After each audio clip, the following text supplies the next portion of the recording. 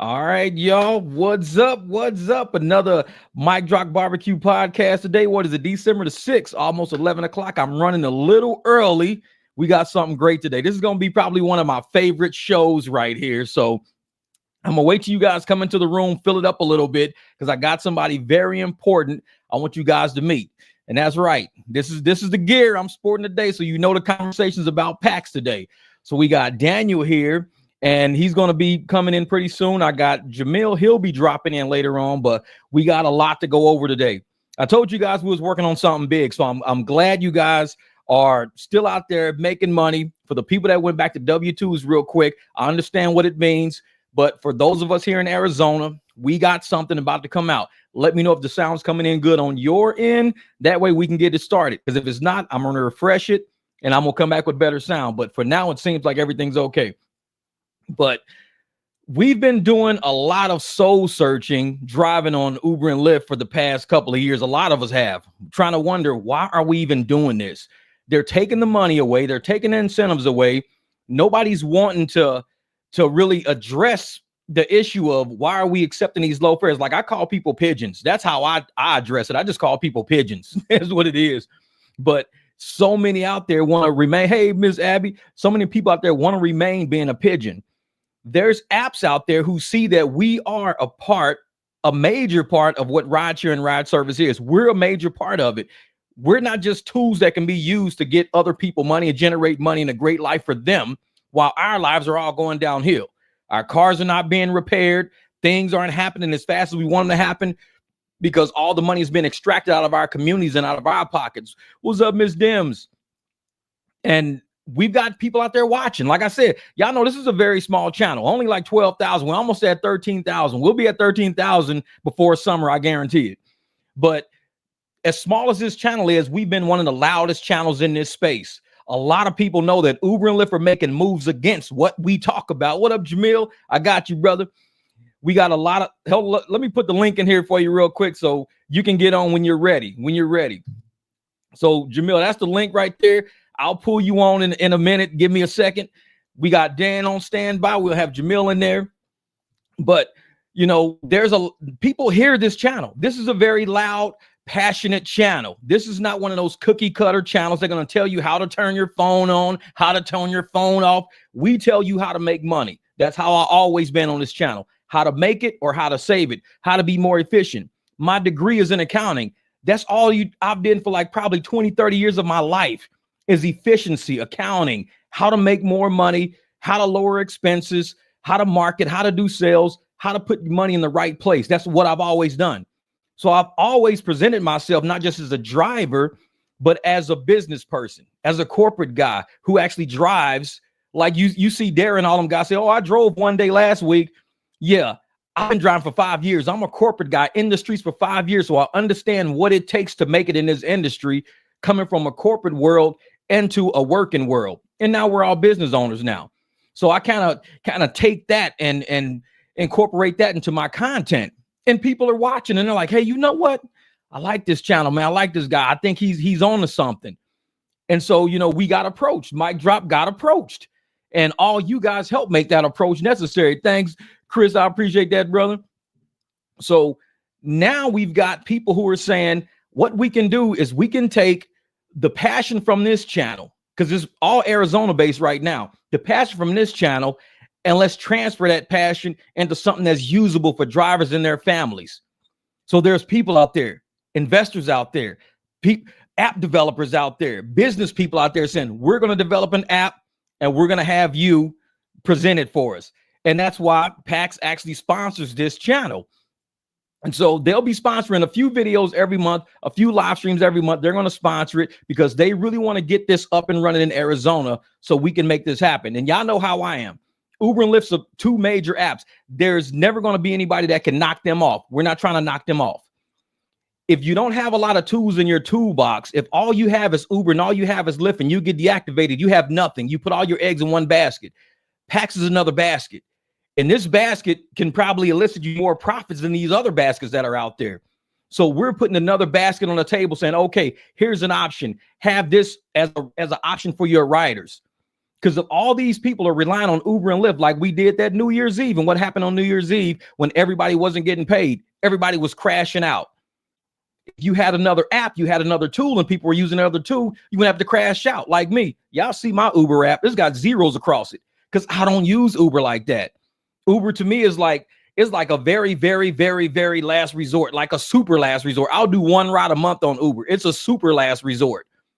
And I want to make sure that we have other baskets in place. When you need money to take care of your family, you need to do something. You got other things in place. And that's what PAX is. And I'm glad these guys see value in this channel, value in what we're trying to do with each other's drivers, being business owners and not true competitors to each other, but keeping the competition correct for Uber and Lyft so they don't control the pricing and control the fares they're charging. This is another part of competition. And we like, we talk about Sherman Antitrust Act over here quite a bit. We like healthy competition, and PAX is just healthy competition, and it's coming into the market, and it's going to help people retain the profits that we know we deserve instead of getting 30% of the rides, 40% of the rides. So, I mean, people get low as 20% of a ride. They'll sit there and charge somebody $42, but pay you $7 out of the 40. Like, wait a minute. If the person is willing to pay 40, give me $40, give me $30, give me 20 something. Don't give me $7. We've seen it happen though. So we got about probably another 5 minutes. I'm seeing if Jamil will get on or whatever, but we're gonna bring Dan on in about 4 minutes. What up, young boy? I was just chatting with you over in the comments a second ago, man. This is gonna be a good one. I'm glad we got enough drivers in here. Hopefully we get some Arizona drivers, because I'm telling you, this is gonna be good. If you want to really go to battle, you want to be on the 300, you want to go to war in the battlefield, you're gonna need this app, because I don't like turning on Uber and Lyft. And y'all see me, man. It's way different. Oh, yeah, Scott PAX. You're about to hear all about it, brother. We about to get down in a second. I'm going to bring him on in a minute. What's up, Sly? What's good? What's good? So, and then, of course, you know me. I designed my gear. So I was designing this right here is the actual car. There's a car in there. And then this is like the actual destination. Like, so when you say X marks the spot, that's where you're going to end up. That's what that is. That X marks the spot. That's where you're going to end up. Now, the reason why I put the car in the front is because PAX is a little different. This is one app that actually puts drivers before passengers. So if you take care of all the drivers and you make sure the drivers are good, guess what? They're going to take care of the passengers. Don't worry about the passengers. That's where the apps have it backwards. They always worried about rider, and they forget about drivers. PAX, they put drivers first. So, hey, we're going to make sure you guys got every weapon you need, every tool you need before you step on that battlefield. So when you get on that battlefield, you take care of it. The apps are backwards. They put the battlefield in front of you and then say, oh, you need a gun? My bad. So you walking around the battlefield with no weapons. That's how Uber and Lyft is. They just throw you out to the wolves. Oh, thank you for downloading our app. Throw you out to the wolves, because they're not worried about the warrior. They're worried about the end goal. No, if you take care of what's in the front, you can make it to the end goal. We call this the end user. The end user is the person who uses what you have at the end. Thank you, Jim. I appreciate that, brother. So if you take care of everything in the beginning, of course, your end goal is going to work out. Don't worry about it. And that's what PAX is, man. It's one of those, they take care of everything in the beginning to make sure at the end, you're good. I just saw Jamil got on. I think we're ready to start. We're ready to get it, brother. So hold up for a second. Let me get my headset on. I'm going to bring Jamil on real quick. He's going to chat. Hey, here's Jim for Denver. Paying dues to the GOAT. Thanks, Jeff, for quality content and info. Private routes for me are growing month over month, and word of mouth referrals are coming in hot this month for the holiday. That's what's up, brother. I'm telling you, Jim, man, this is how we fight back. This is how we do it. Let me bring Mr. Jamil on real quick. You in there? I'm right here. I can hear you, brother. What's up? Okay, what's up? Good. What's up, everybody? Good morning to all the 300 brothers out there. Oh, yeah. And happy holidays to everybody. That's how we do it, brother. All right. Now, I'm about to bring PAX on in a second. Oh, airplanes. Yeah, we might have to mute you in a while.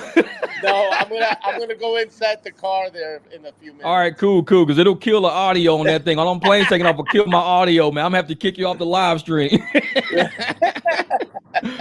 No, and I want to let people know, before I bring Daniel on, PAX in Latin means peace, but PAX also in slang means passengers.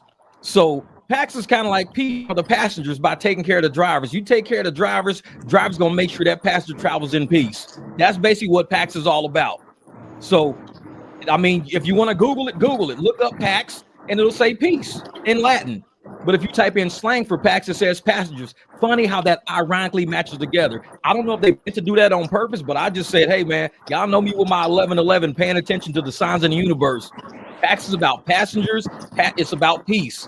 Let's take care of drivers. This is how we're going to make it happen, man.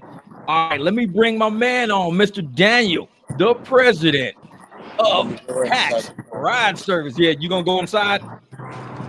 Cool. Because when I bring him on, I want to make sure the sound is good, man. That's all. And you know me, man. I can always bring on another live stream. It's not good. I can always bring on another time. Okay. All right, hold up for a second. Let me bring. There we go. What's up, Daniel? Welcome to the barbecue. Man, I'm so excited to be on today. Just watching your show. I need one of those shirts, man. It's fire right there. I need one of those there's shirts. a reason why I designed it this way. When I design everything, it takes me about 30-40 minutes just to get the idea out of my head onto the screen. I mean, it's not just put out, because you have to tell a story with every design you wear. You have to tell a story behind it. Like, why did you put this here? Why did you put that there? And once I said X marks the spot, that's great. I gotta get X marks the spot, man. Because when I looked at the PAX logo on the website, I was like, dude, that is pretty dope. I like the PAX. X marks the spot. So I put the location icon on the X. Driver, because we always say, let's take care of drivers first. I made them the little open spot on the P. So if we take care of our drivers, you know, profits, passengers, peace. That's what drivers are all about, man. So we take care of the drivers. X marks the spot. We'll get to our end goal. I love it, man. That's such a beautiful picture of what we're about here in Phoenix, and what we're trying to do for you drivers is really empower you with the right tools to get the job done. I cannot wait for 2025 and what it's going to mean for all you crazy and business owners using PAX as your tool to develop and just grow your business. I cannot wait to see what happens with that. Yeah, and what a lot of people may not realize about PAX is not I will say it's not a puppy mill app. So we don't just want a ton of people to oversaturate up like Uber and Lyft. They don't care. They're puppy mill apps. They oversaturate the apps because they know they're going to have high turnaround. PAX is one of the, like I said, I've sat and I've talked to you. I've talked to Nate. I've talked to Matt. I've talked to Robert. I've talked to Daniel. We all agree that PAX is going to be one of those apps where they want to take care of the driver. They don't want driver turnover. So they're going to say, what does it take to keep you? And one good thing about PAX, what I'm going to let other people know about is there's no deactivation policy. Like they don't if you and a rider get into an argument, it's going to be a sit down.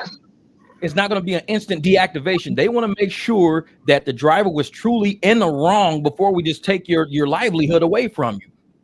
Like if you weren't in the wrong, the driver was in the wrong. I mean, the passenger was in the wrong. There's an investigation before deactivation. One of the only apps that really does that. And I think that gives people a sense of security by knowing I'm not going to, miss my mortgage because some rider just lied on me and said I was drunk when I'm clearly not even drunk. This is a hands-on app. Rider says you're drunk. There's a phone call being made. There's people needing to talk. So, hey, you know what? Somebody just said you was drunk. You're on a team. Your team gets to check on you. Now you got 3 or 4 people verifying, man, he's not drunk. That'll right. You don't get deactivated for nothing. See, with Uber, they don't have that. So it's like that's one thing I want to bring out about PAX for people because that's a big deal. That's a big deal to us, man. Well, no, and really that identity of team is so important, not just for the brand that we're trying to build or really partner with you drivers out there. That what you would say is puppy mill, we would say is intentionality. Like we want to make sure that the drivers we're after are the drivers that really want to be.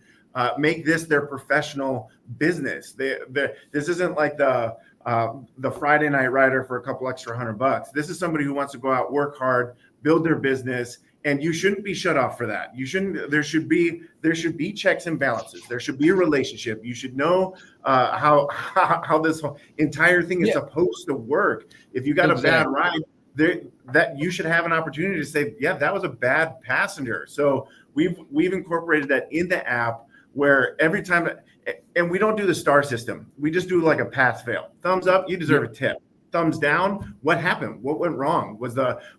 And then we want to have accountability for our drivers too, that we want to make sure that the standard is being met. We want those professional drivers to be raising the bar, making sure that the service that they're providing for the passengers is the brand that we want to, it's expectations, right? Setting those and meeting those and succeeding because of those expectations. So with that, we talk to the passenger, what happened, what went wrong. And if that's not a passenger we want to be feeding our professional drivers, we need to know that too. So if you got a bad passenger that's destroying your car, we absolutely can make sure that they're not getting in one of our other professional rides.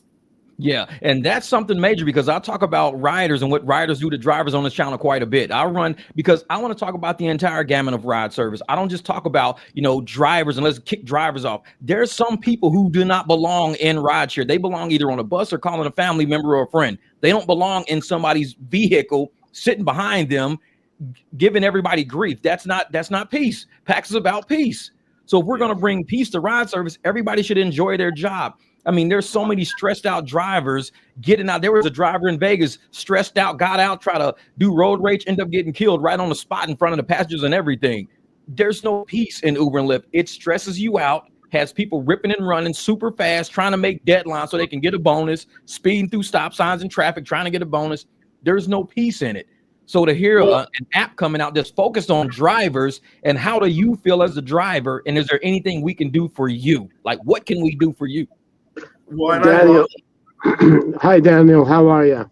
One of the things I wanted to add into this, into our little conversation we're having between the three of us and millions of other people out there, is that PAX is going to be a professional driving platform, and that we are going to want to have drivers that are committed to quality.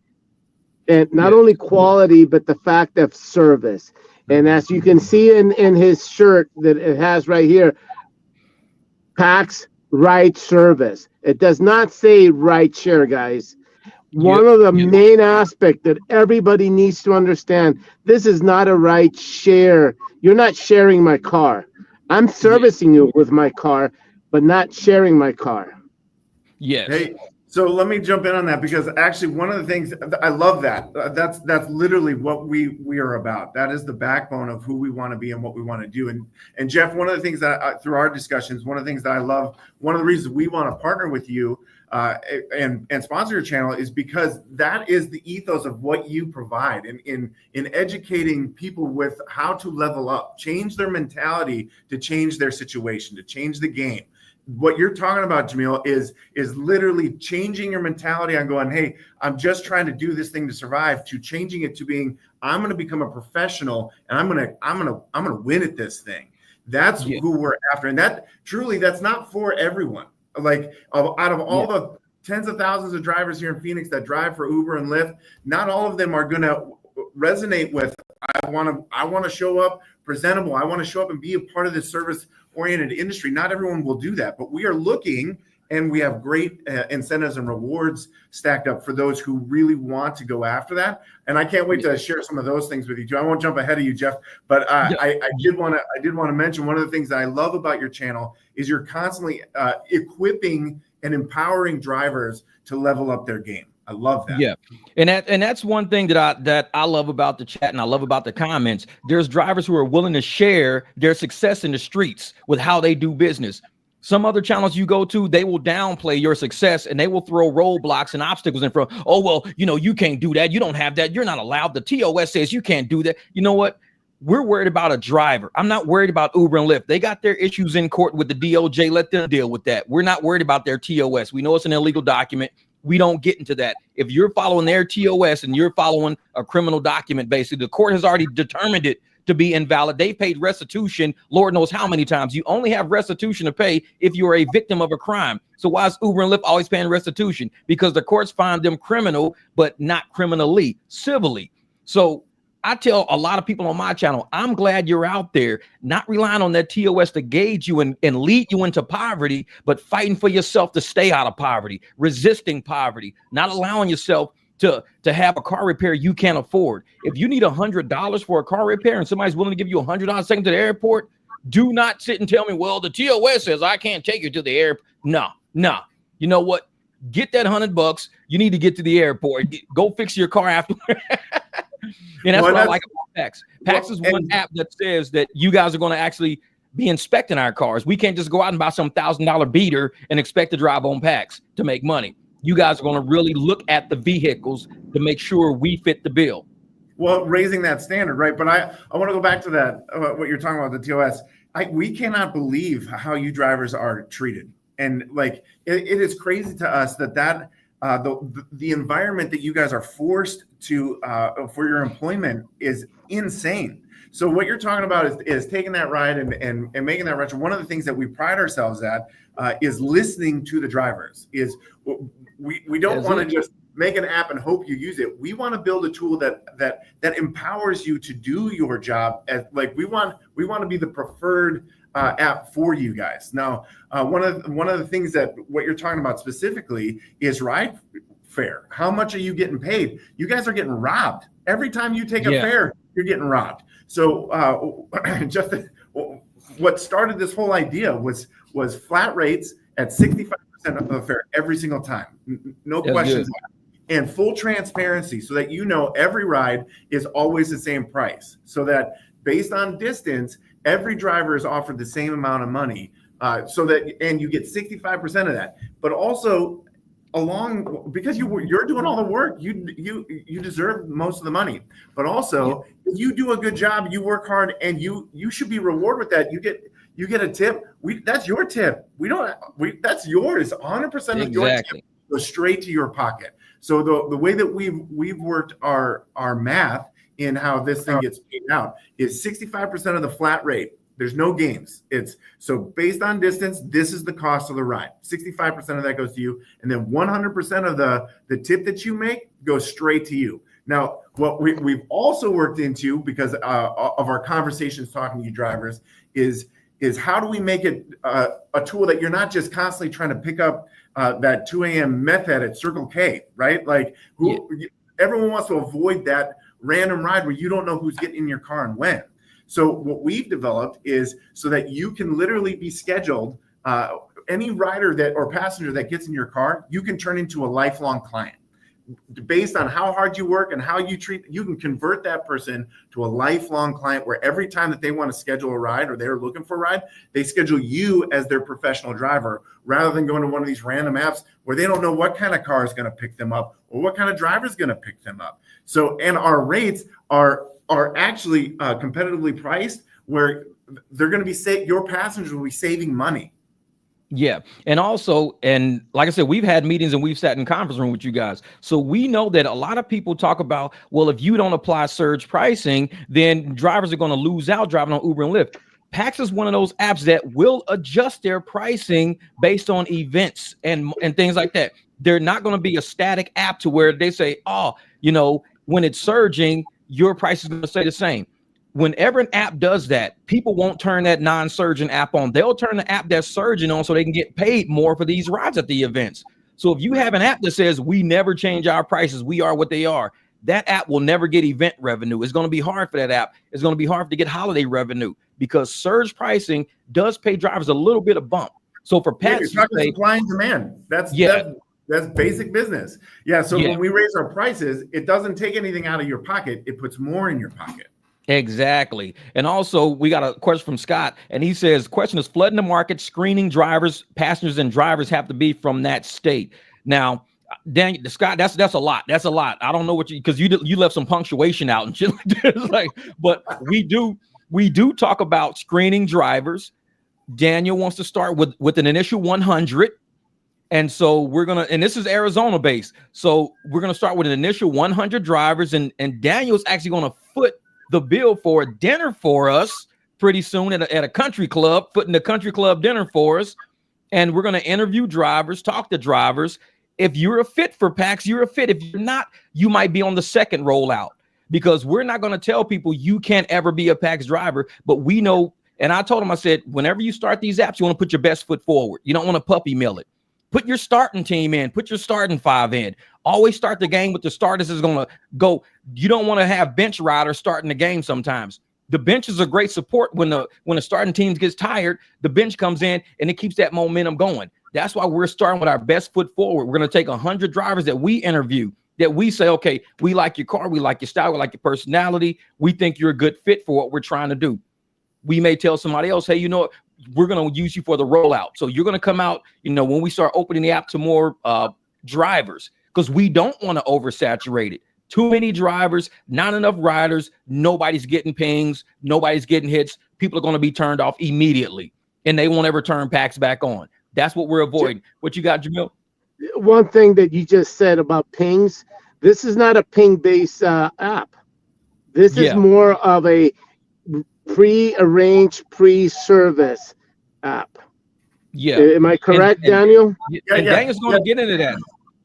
Yeah. So thank you. That's a great way to jump in. Before I answer that one, though, I want to answer why are we in Phoenix and why are we focusing on Arizona first?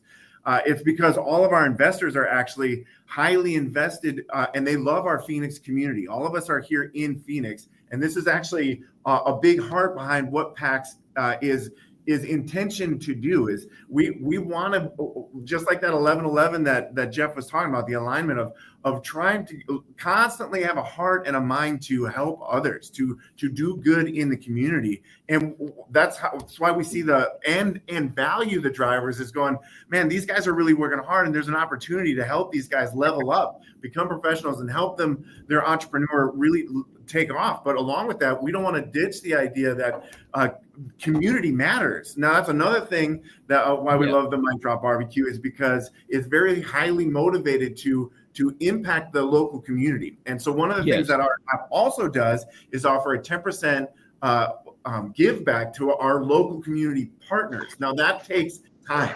Partnerships take time. So if we ever move outside of Arizona and outside of Phoenix, it will have to be to partner with other local community and charities that are investing in their local community. So we have a lot of partnerships. We have a lot of things going on here in Phoenix. And that's why we, like Jeff was mentioning, we want to make sure that if we're going to set the standard for professionalism, then we have to do that right. We have to make sure that we set the bar really high. So listening to these drivers, that's our commitment, is through our meetings and through talking to you guys and hearing what your input, what you have to say. We want to make sure that we put out that A team. We start with 50 and move it to 100, and then we move from 100 to 150, because right now the mentality is all ping-based drivers.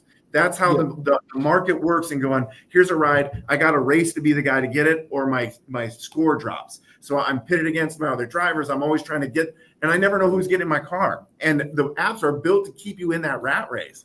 We want to build something else that goes, here's your tool. Like Jamil was talking about, is always pick up those pings, because that's a potential lifelong customer. Be driving on those apps, be picking up pings whenever you can, because that's how you're going to fill your playbook. But once you find a good passenger, let's say you pick up Kurt Warner, man, that's somebody you definitely want to put in your playbook as going, hey, I want that guy to contact me every single time he needs a ride. So you be that professional, pick that guy up, but then give him your business card, right? That's it. PAX is built so that your driver profile is easily accessible, and you have a QR code that you can post in your card. So anytime you're talking to somebody, you go to a high profile dinner, tell people you want to be their driver. You can easily scan that, and then they can schedule you up to 3 months in advance. So you want to talk about somebody schedule you specifically. They can schedule you specifically. Yep. And now you've got your whole week. Now, let's say you stay at this, and it takes some time to grow a business like any business. But you start, wouldn't it be nice where you're not trying to pick up the phone on a Friday hoping you get rides with God knows what it's going to pay and how far you're going to be driving? And wouldn't it be nice to wake up on a Friday morning and know you already got 5 rides scheduled, and they're all high paying, so that all you got to do is your 5 rides that day, and then you've made your daily quota. In 5 rides. That's it. Rides. You're good. And you sitting on $700 in 5 rides. I mean, Jamil knows we do it all the time. We can do 2 rides and make $400. We've done that before. That's our MO. Private rides, and not only private rides, but the fact that people know us. Yeah. And that's a big thing. And that's why I like, Dan, I'm gonna say a lot of people probably want to see what you mean. There's driver profiles on your actually website. When people go to your website, they will see my driver profile. Like, hopefully, like they'll say, hey, I'm looking for a black SUV. So they search for black SUV on your website, and all of us with black SUVs pop up. What people don't realize on PAX, each driver has a 60-second intro to who we are, how we are, what we drive, and we actually speak on the website to potential people who want to choose us. Because I might be high energy, and somebody is more low energy as a rider. They may not choose me. They may go to a low energy driver, which is fine. Because there may be some high energy people coming in town and say, hey, we want to choose that guy. He's high energy on this interview. So, and you know how many females I've talked to as we've been doing our market research and just our general research. So many female passengers go, I never know who my Uber driver is going to be, and I never feel safe. If you go here, you can search by driver. So I can show you, like, I don't know how well which this is funny because I just did a video about a guy who was an Uber rider on somebody's account, and he even admitted before he robbed a lady, he was looking for prey that day. He was looking for prey. He admitted it. He said, I was looking for a prey. I'm a wolf. I was looking for a prey. These are the people that the apps allow on there. They're allowing people who admit I'm looking for a prey. But when somebody, wow. When somebody schedules you on PAX, you also get to know the passenger. So you know who you're picking up, if it's somebody you've picked up before or not. But they can schedule you on our website, and let me show you. They can, I don't know how well it shows up here, but you can search by model of car. You can search by the class that you want to ride in, executive or premium. You can also schedule straight up to the driver. So if you want to schedule Jeff or Jamil, you can find them on PAX and go and schedule them. Now, this is what Jeff was mentioning here. When you go to the profile, you can see the 60-second ad that you get to promote yourself going, hey, I got this 1967 bus and I rent it out. You can schedule me on this day, whatever. And then we've got pictures here that you can take professional photography of your ride. So people, even if you're not the super energetic, high intensity type of personality, maybe your car is. Maybe there's. So what you're saying is that your insurance on PAX will allow me to put a 1957 Chevy on the app so somebody can rent me. Not yet. But the idea, good catch. Because I would like that. Wait, it'll be a 1964 Lincoln Continental with suicide doors. With the suicide doors. Oh yeah.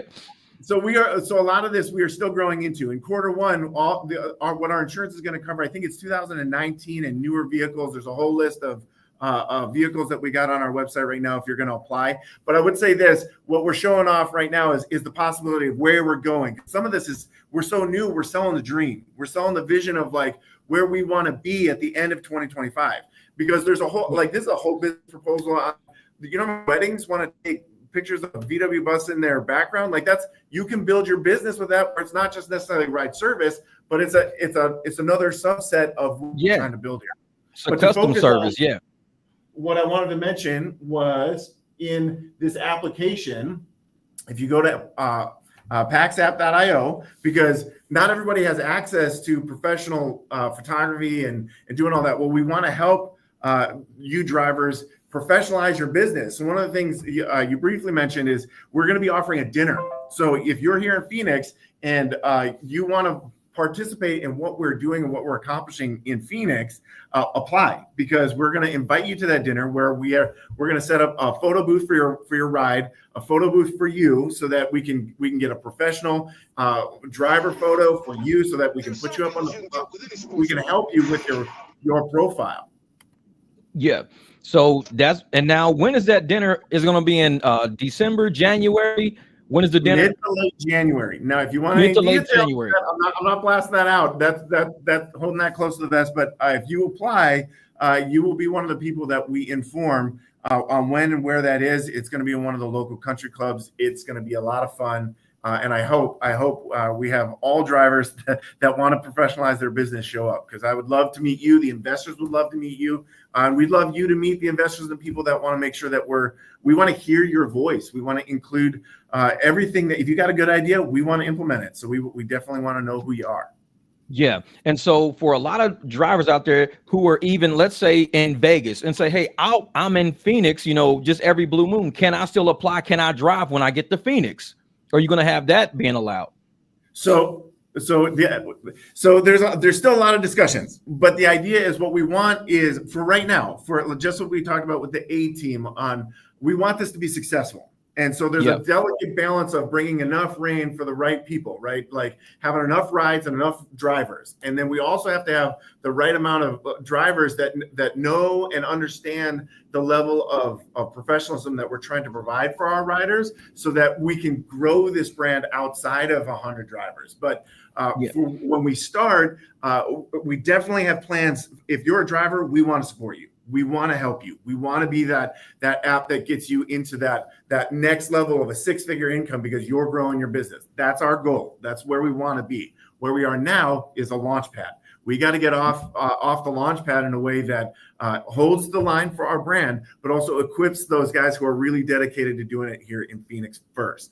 Now, with our success model, doesn't mean that we can't outgrow Phoenix and move to other areas. And if you're hungry, I know some of your comments are already like, how do we get this where we're at?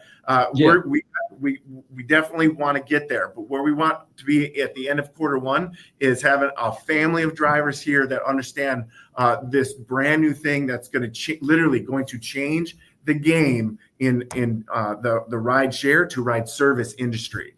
So we do have plans to incorporate people from Vegas if they want to come down and drive and get approved. Absolutely, but the people who are going to drive are going to be PAX Phoenix first drivers.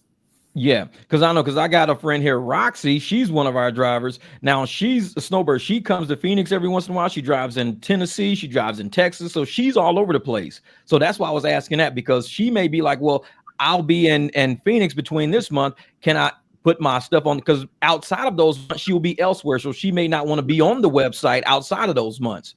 But during those months, she may want to have her profile up and running. Roxy, if you're driving in Phoenix, we will have you drive. We'll have you driving here. Absolutely. Good deal. That's my girl, Roxy. Have her on there. You got that mentality, and you got the drive, and you got the want, and you're here, and you want to drive. You can drive. We'll make that happen. And I want, and other drivers out there in Arizona to know this is right now. It's a closed loop system. And it, like I said, it's not puppy mill. It's not Uber and Lyft where everybody who tries to apply can get in. It's a closed loop because we don't want to oversaturate the app before the app even takes off, because that's one of the worst things you can do is to have a lot of people in the party, but you don't got enough plates for the cake to go around. So everybody's standing in the party with no plate in their hand saying, man, why we all get invited to the party? You don't even have enough plates. Let us build up and get enough plates first. Once we get enough plates, then we'll start opening and expanding the app to other drivers. So it's going to slowly roll out. And like I said, the first 100 drivers, that's the invite. I'll let people know on the channel when they're going to have the country club, the big dinner at the country club. Everybody shows up, dressed nice, no shorts and flip-flops. No, dress, because we're going to be meeting investors, the people who's getting this up and running right. And like I said, and you'll get to meet Daniel, the brains behind this whole operation. And Daniel and Jeff, I wanted to throw this in. I'd like for you to discuss who our partners may be in this in the ride service that we are trying to build up. Like I heard the Thunderbirds, I heard other places that would be a part of the association with us. the client base and everything. Yeah, so really our heart is local charities and local businesses. So that's another thing. That's a great jumping point because like we do have a lot of relationships that we're going to start flexing now that we're publicizing what we're doing and this is going to launch in January. So a lot of those discussions I haven't solidified, so I don't want to be premature on who's going to partner with PAX. I don't, but we do have some relationships that we're starting to pursue. Now, with that said, we do have a lot of the charity work that I've done in the past. I have a lot of relationships with people who are very excited about what we are doing. So, but I don't have anything in writing, so I don't want to speak for anybody. But I'll tell you that there are a lot of excited people who are watching what we're doing. So in Q1, a lot of those guys, we're going to have big announcements when they partner with what we're doing and how we're doing it. And I was going to mention something you were jumping off into. I lost it, but it was something with charities, local. Dollars. One of the things that I've heard you say a lot, Jeff, is how long a dollar circulates in a local community. That's something to be very conscious of on what we are trying to do here in Phoenix, is make sure that the money here stays here instead of getting sucked out and pushed out into Silicon Valley. We're a Phoenix-based company. We love Phoenix. All of our investors, all of our nonprofits, they're locally. These are the guys that are in the trenches trying to make a better place for you and me to live. To enjoy Phoenix, yeah. So and that's one big thing about this channel. We are very community driven, because I'm one of those people, like I said, with an accounting background, especially before Uber and Lyft came around. We would see transportation services and everything like Waxler Group and all that in Vegas, and all the money stayed in Vegas. We didn't have Uber and Lyft back in the day. So when people landed in Vegas, we took care of them. Whatever was in their wallet, they would help spread it amongst, Vegas, and Vegas would enjoy that, give them a good time, show them how to do things. Now people land in Phoenix, the first thing they do is pay for Uber. The money ends up in San Francisco. It's like, wait, you just landed in Phoenix, but your money is in San Francisco. So there's no benefit to having rideshare apps that are not dedicated to your communities, because people are coming to your community, to the events, the shows, the games, to see family. But that money is, the moment they swipe on the app, it never touches your city and state. It ends up in San Francisco somewhere.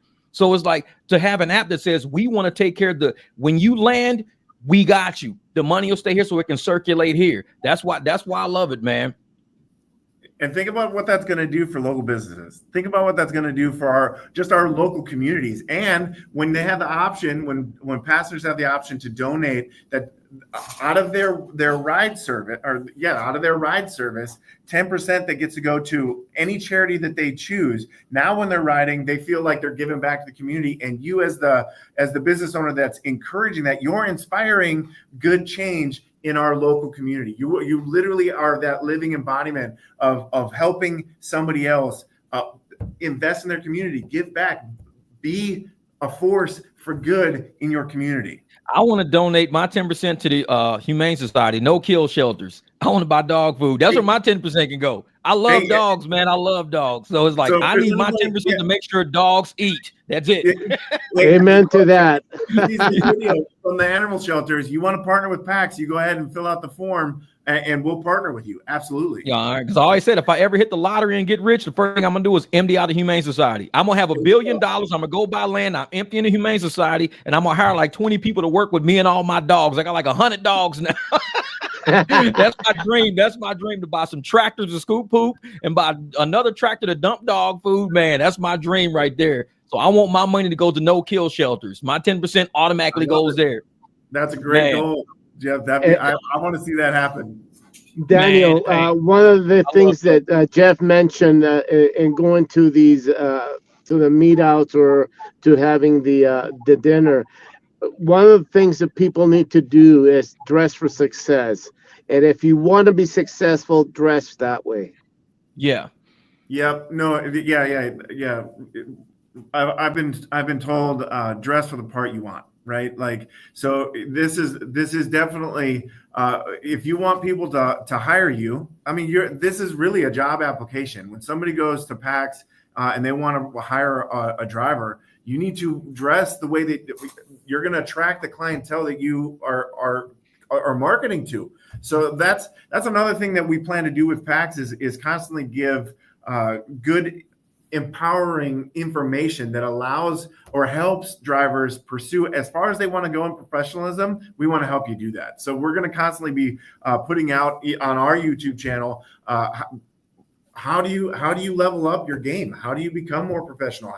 So tips like that, Jamil, that's exactly why we want to build teams at PAX, because our team leaders are really going to be the ones that are teaching the ones that are on their team how to be more professional, how to be more successful, because you need an example. A lot of people don't just know those things. It's got to be modeled for them. So that's just one of my credos in life is the only way to lead is to lead by the way that you live. And that's and I think one of the things that Uber and Lyft did is they saturated and they watered down the idea of what a professional driver looks like, because they gave anybody with a set of car keys a chance to go out and just pick people up all day. You see people driving in flip-flops and house shoes, walking around in sweats and everything. When you think of a professional driver, even when you look at old movies of people waiting at the airport for you, you see the guy with the suit coat on, you got with the sign saying, you know, Jones or whatever. Like, when you think of a professional driver, even with Jamil with the hats, we always wearing our hats all the time now, because we play the part. When we jump in the car, we play the part of a driver. I'm not just a dude with a set of car keys. I am your driver. I even got a shirt that says driver, because I am your driver. So when you paying that money is going towards me a new set of tires. It's going toward me some good ceramic brakes so I don't get brake dust on everybody. I'm your driver. Thank you for paying me and taking care of what I'm doing. And I'm glad PAX is one of those apps that says we want to take care, like I said, driver first, because the driver has to go take care of the passenger. X marks the spot. Who's the end user? The passenger is the end user. So let's start with the driver, get him in his car and his outfit and everything, his attitude taken care of, and let him exude that energy to the end user. The end user is your passenger. You said something very important. It's the attitude. It's what you put out there, the energy that you're putting out there. PAX is bringing that out. Yeah. This is one of the main reasons why I was very attracted to PAX, is the professionalism, the money staying in the valley, and corporate backings with people that we can actually donate money to. And these are important factors. And you know, if you look at it and you sit out there right now, I have sat out in the airport, I have sat in different places, and 90% of the drivers that are rideshare do not give a service. And that's a major thing, because you got elderly people trying to put in a luggage in the back of their car, and the driver sitting there, sitting in front and just looking at the poor lady struggling. The same thing with Waymo. Yeah, you ever see a Waymo at the airport? There's an old man trying to put a luggage in, and he can't fit it. And there's no way that anybody can do anything about this. It's driverless, right. It's I driverless. Never thought about that. So when we talk about PAX, we're talking full service. We're talking taking care of our community, taking care of our riders, and we're servicing them. That's us. Yeah, no, man, this is why we are so excited to partner with you. As your own business owner, this is a driver-owned company. This is you guys leveling up, using the right tools. Now, and I mean, I couldn't even sell that, Jamil. That's exactly what we're trying to help and do. Like, that's phenomenal. Jeff, I know you love stories on your show here. I got one for you. Let's hear it is. This is a real deal. Okay, so just my dad knowing what I've been into and what I've been working on. He sent me this text the other day. Okay, and so this, because he had to use an Uber to get to the airport, and he goes, I'm just gonna read it word for word. It says, "Took an Uber this morning. Oh my gosh. You need to work out a deal with Christian Brothers Automotive that your driver needs to get certificates of street worthiness for their vehicles." On PAX, Uber had no muffler and they were driving 90 miles an hour on the freeway. We thought we were gonna die. That is not professional service, man. That's Uber, man. I'm telling you. I'm gonna give you one better, Daniel. There are what they consider black service drivers here in the parking lot at the airport. And you know what they have holding up their bumper is duct tape. Now, tell me that's high-end service. No. Yeah, you don't want to show up at the wedding in that car. They're like, dude, I'm surprised you made it to the wedding. But that's exactly that. I mean, everybody that drives knows that the rideshare industry is broken. Everybody knows that. Everybody I talk to, every car I get into, they all tell me it's broken. They want a better deal. That's what we're trying to do. Now, in the future, another question that's been asked is like, well, everybody says that the future cars are driverless. What about that technology? Now, we're not naive. That future is coming. There is going to be driverless cars. Absolutely. But exactly what you're talking about, Jamil, is when you don't, like, who knows who's in the car and what they were doing. in the car 10 minutes before it showed up at your door, right? Exactly. So when there is a driverless future, which is coming, absolutely, you want that $5 ride where you don't have any human contact. There's going to be a market for that. But with that, there's also going to be a beautiful future for professional drivers who care about what their rides look like, take time to make sure that their business is growing. And I guarantee you, a high-profile executive is not going to want to take a $5 graffiti that looks like a bathroom. They're going to want a ride that looks professional. So what we're trying to do is find those drivers who value that, who want to be rewarded for their hard work, and we want to give them the right tools to invest in them. That's one thing I want to let the listeners know about PAX, because we've met with you guys. We've sat down and had great conversation. PAX is one app that actually listens to drivers. A lot of things that have been incorporated into what you guys are doing are things you did first, but then also things that you developed after we've had conversations, because you guys aren't drivers. So you guys are developing an app based on people who are actually in the industry, driving right now, currently taking appointments, currently on the apps. And you're always willing to change and willing to adapt. You're not a static app. You're like, hey, if you got a way to do this better, hit us up. Let us know, and we'll incorporate that with our development team. Yep. And we have a rock star development team who they're literally, when you open the app for the first time, it's coming in January, both available on Android and iOS for both driver and passenger apps. So once you open that, you see that we've incorporated, because that is our MO, that is our model, that is our avenue to success, is listening to the drivers. If you've got a good idea to make our tool better for you, that's what we want to be. So we've incorporated a button in there that if you find a bug, if it's not working for you, if there's a hitch in the giddy up, we want to know. Send it straight to us, and we will fix that in real time. Also, you can use that same button if you got something that you're like, man, I would love to. Here's another great idea that came from a discussion, was like, hey, if I can't take a ride with all these scheduling, what do I do with that guy? And it's on my regular, but I've already double booked, and I really want to pick that up. That's the purpose of our teams. You can switch it to somebody on your team, and you can pass that right off with a message that says, hey, President of the United States, I can't pick you up today, but my boy Jamil's, he's got you, and he's good at what he does. Trust me. But next time you're in Phoenix, I'm your guy. Don't worry about it.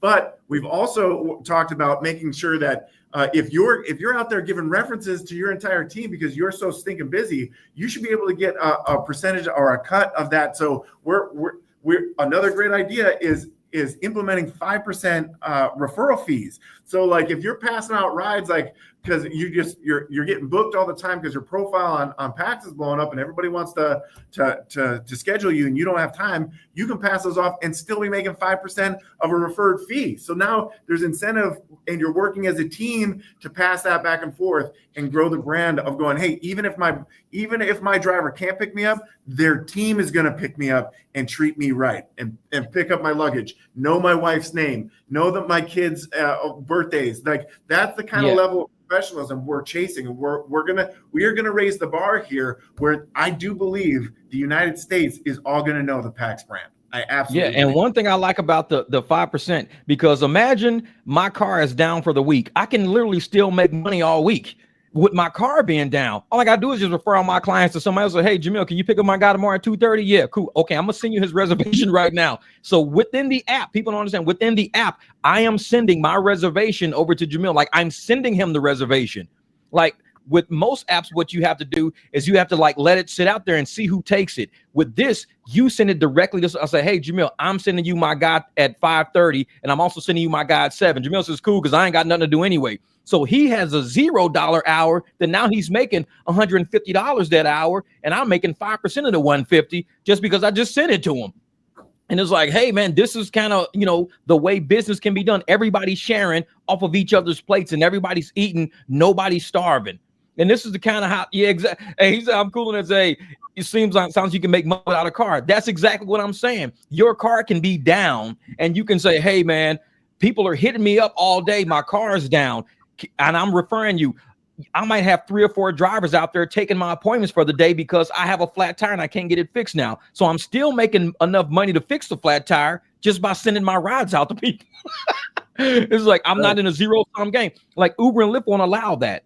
If I take a reservation on Uber and I can't do it, I just have to cancel it within an hour. but I don't get a percentage for that. I got to go find money to go fix my own car. With PAX, I'm getting paid to get my car fixed by saying, I got somebody to do that ride for you, Sarah. James, I got somebody for you. What up, Kev? Kev, I got somebody to do that ride for you. And I'm sending my rides out. That's a different way to play the game, a very different way to play the game. Well, and it takes a mentality shift.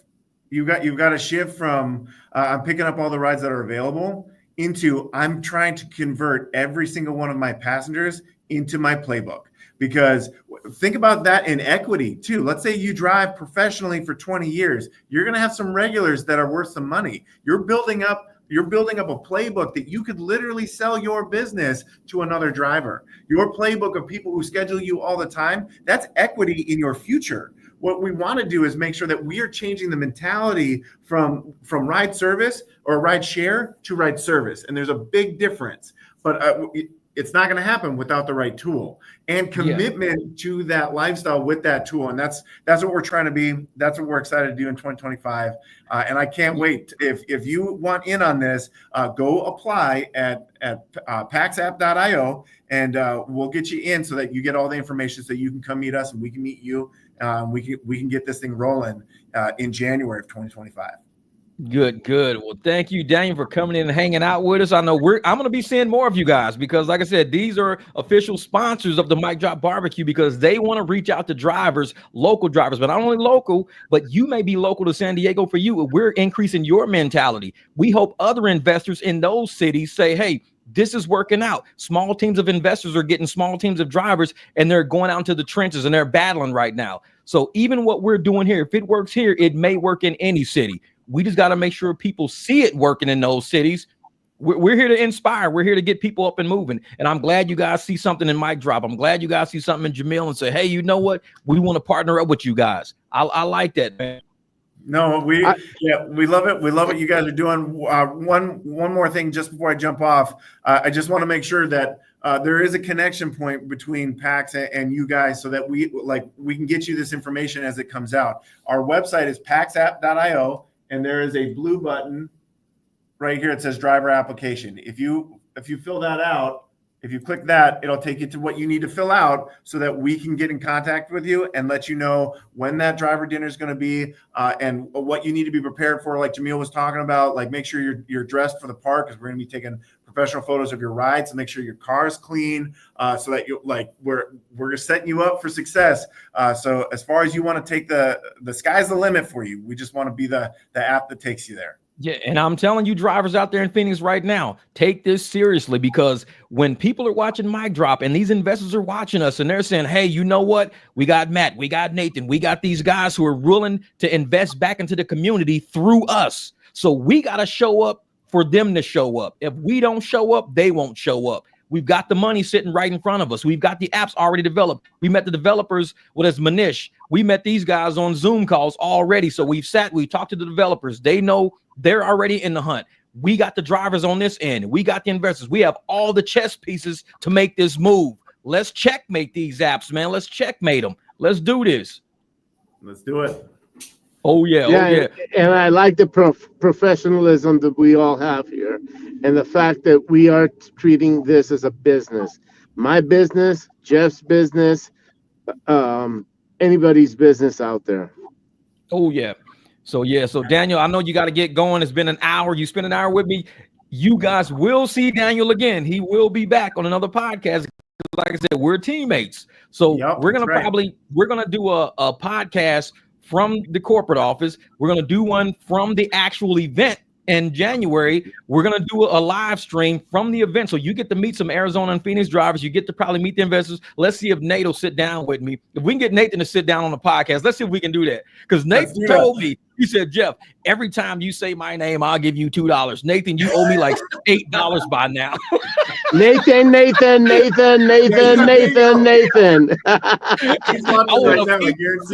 a minute. He owes me $10. Nathan. I know.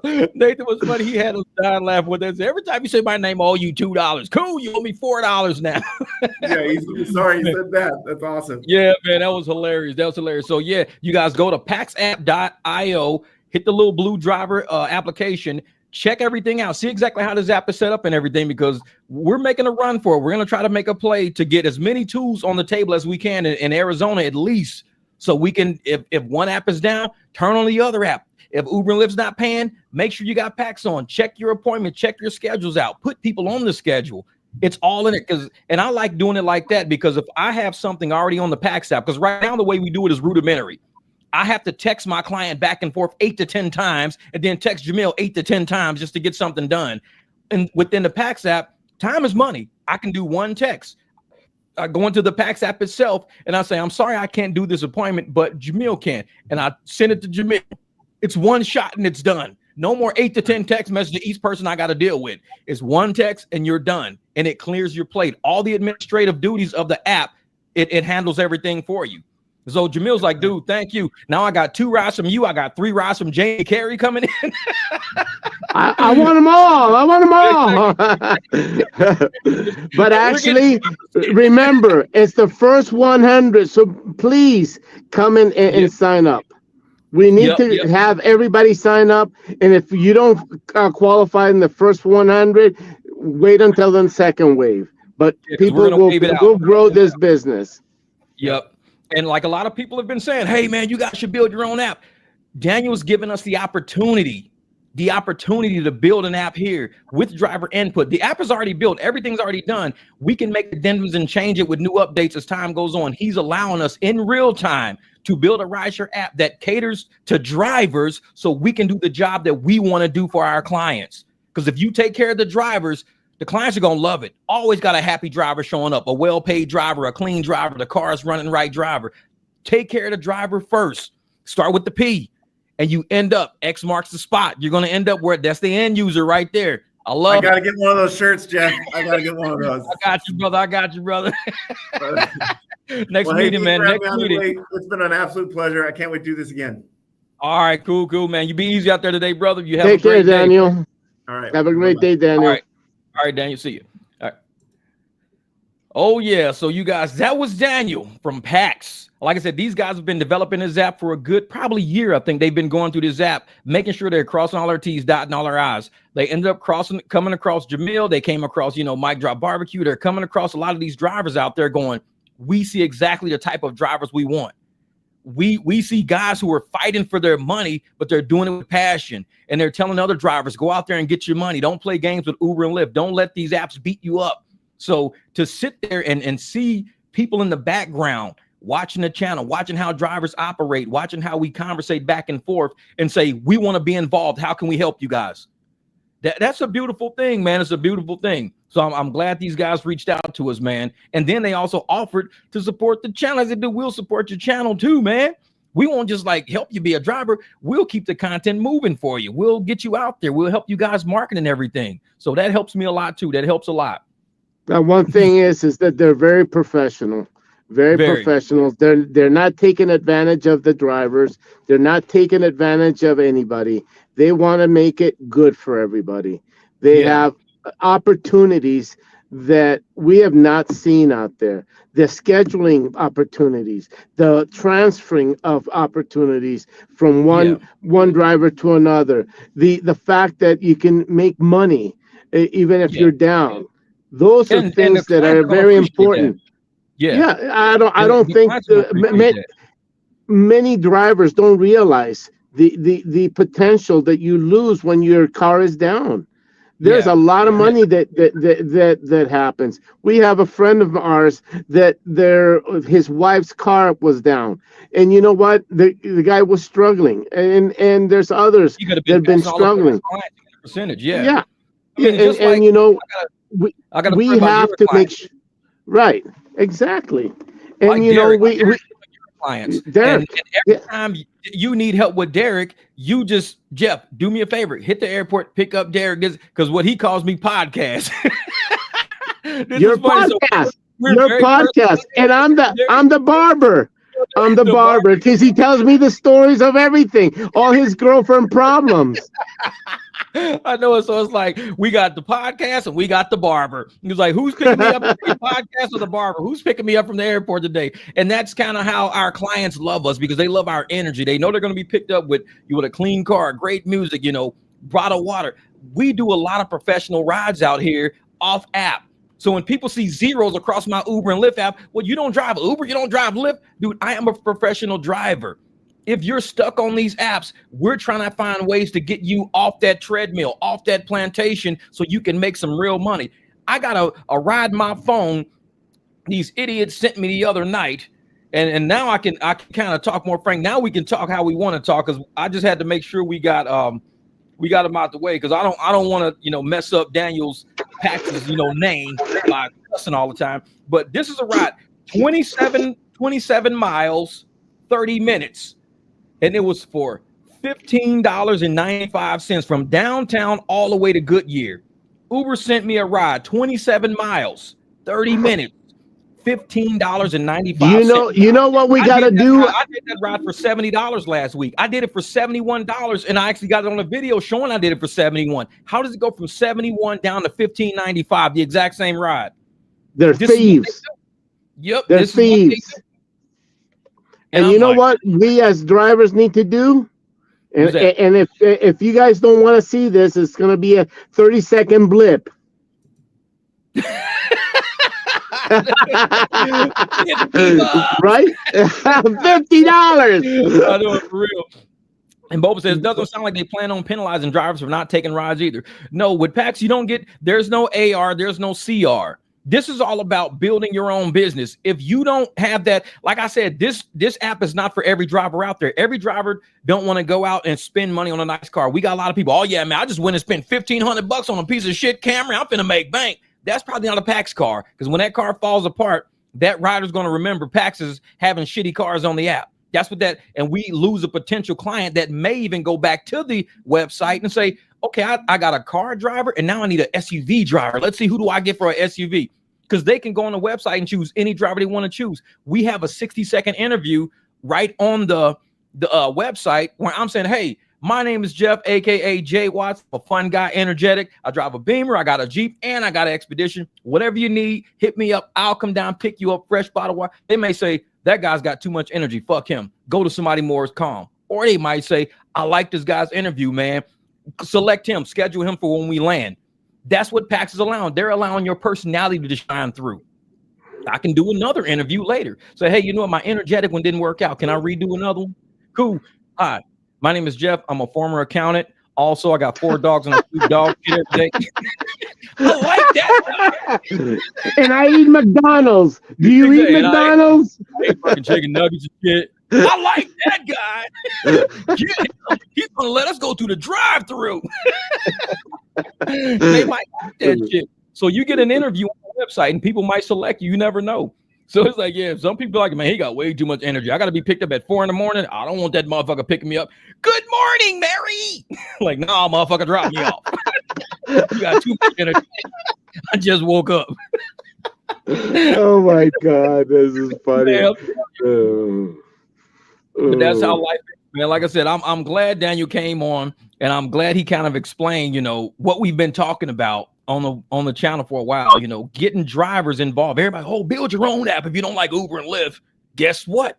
We got investors in the background going, okay, we got y'all back. What do you guys want? You guys are the drivers. What do you guys want? If they want you guys to build an app, what do you guys want? For real, you really go, yeah, what do you guys want to do? We like to schedule. Okay, we got a scheduler. We'd like to be able to transfer rides. Okay, we'll do that for you too. What else you want? Like, wait a minute, it's just like that? Just like that. Can I do an interview where I put my car? We got that. 60-second interview. Got it. What else you want? There's no limitations to where PAX could go. This is the beauty of it.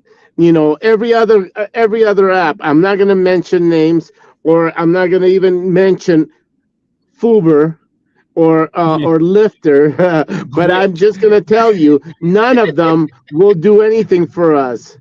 It's all about them. Yeah, it's about they have a fiduciary duty to shareholders. They cannot even say to shareholders, well, let's care about the drivers. No, you are a publicly traded company with a fiduciary duty to the people who invested into you. Therefore, drivers are the last on the totem pole. You take care of clients, and then drivers get whatever scraps are left. PAX, like I said, they start here. They start with the driver. What can we do to make sure your car runs, your spirit is up, you dress nice, and then you transfer all that energy down to the driver. That's why when I designed my shirt, we start with the driver. X marks the spot. That's our end user right there. And I got these two little, the little pin icons you see on the maps all the time. So I wanted to make a shirt that embodied the actual energy and the soul of what PAX is.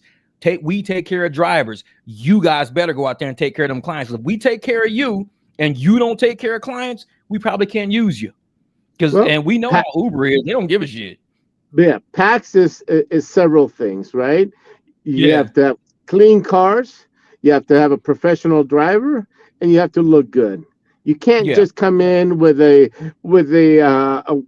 this dressed up thing with thongs. The shoes, the flip flops, like I sent you that one picture of. Or you can't be driving a Suburban that has duct tape on the bumpers holding it. Okay. Yeah. Or a window that won't go down. So it's like you got or a window that doesn't go down or go exactly. So this is important. This is professionalism. This is not Uber or Lyft. And it's funny because now that Uber has been watching all of our videos, what do? They got professional SUV now, professional services now. And because they know what drivers really want to be, they know who we are, who we consider ourselves. Like I tell people, they be like, well, Lyft don't have Lux no more. I don't care about Lyft. I am Lux. I'm not worried about whether or not they call my BMW a Lux. When I drive that BMW, it's a luxury car. I get paid Lux money for it because I get paid directly. If I went through Lyft would charge somebody Lux money, but pay me like a little pigeon. I don't do that. I'm still Lux in my mind, so I operate like a Lux driver. When you get locked into being a pigeon, when you get locked into being owned as somebody, we're not owned by these apps. These apps don't own us. If you allow them to pay you 15, they're going to pay you 15. Like I said, I made $71 on that trip. Then they turn around and said $15. Where's the other 50, 60 bucks at? It's like, I do that trip for 71. I'm not doing it for 15. I just did it for 71. When you allow people to buy you for cheap, you won't sell all the time. They buying you right in the bag. They throwing you in the bag because you cheap. Well, this is what has been happening in the industry, of course. They have been manipulating our minds in many ways of saying that we're only worth X dollars, okay? And it means that they are going to make X dollars on us. On every car, they're going to make 65%, 70%. And you're only going to get this much. Now, there's other apps out there. And again, we're not going to mention names, but there are other apps. You'll get more money than you are with Lyft and Uber, right? But what it is, it's not market value. Because the customer's paying $80 and we're getting paid $20. This other app is paying you $35. Okay, $35 is more than what Uber was paying you, but you know what? We just deserve the $80. It's not market value, and that's it's not what drivers get paid. Market value is what riders are paying for that app. That's the market value. App. If I look on Uber Black, because you know how me and you do. I even call you sometimes. Hey, Jamil, I'm out. I'm driving right now. Can you tell me a favor? Hey, this is the address. Tell me what that is on Black SUV. And you be like, hold up for a second. And you'll say, okay, it should be this much on Black. Thanks, man. No problem. And I'll click over and tell the person. Because we go off of market value, not saying, well, I'm going to be paid this much. So no. The worst, sorry about that. And the worst part is that some of these guys think, I don't have a luxury car, therefore I can't charge that. That's a lie. Yeah, it's charge what you want to charge. Perceived value. It's your perceived value. It's what you are worth. Yep. Because I told you, they don't call my BMW Lux, but that BMW don't move for less than what I think it's worth. I'm not going to let them give me Prius rates in that Beamer. That Beamer don't move. That shit sits there sometimes. I put the car cover over for a whole week straight. Because when I do get that $120, $140, $150 ride, guess what? The Beamer started up. Why? I gotta go do a pickup. I got a $140 pickup in the Beamer. What? Yeah, they want the Beamer. They don't want the truck. They want the Beamer. Because that don't move for Uber and Lyft. Uber and Lyft don't pay enough. I got to do about 15 rides in Uber or Lyft for about 10 miles each ride to get what I can get in one ride doing maybe 40, 50 miles. So why am I going 140, 150 miles to make $140, $150 on the apps when I do one ride for 30, 40 miles and make the same 150? Because it's what do you perceive yourself? That thing can sit all week doing no rides at all, and I still make more than I would make on Uber and Lyft using it. Because no gas, no wearing my tires down, no brakes, no burning my oil and coolant and everything. That car is cool up under the cover, because when it's time to make money, it moves and it makes profits. People say, well, why do you got 2, 3, 4, 5 cars? They all make money. Don't worry about them cars. They pay for themselves. I'm going to pay for them cars. They pay for themselves. But when you're driving on these apps, the moment you have a $2,500 repair, $3,000 repair, guess what? You better come up with that money. This one dude transmission, $7,500 rebuild. He waited until I finished with some other jobs I got. He said, I'm not paying $7,500. I'll keep driving it while it's slipping until you're ready for me. I'm not paying $7,500. I'm like, exactly. I'll buy all the parts. I might charge you about $3,500. Better than the $7,500, because it's a newer truck and I got 10-speed transmission. I got a lot to do with that one. But for the other cars, $4,500 for transmissions, they're like, dude, we'll give you $2,000 to fix it. Cool, no problem. I just got to order parts. Parts take time.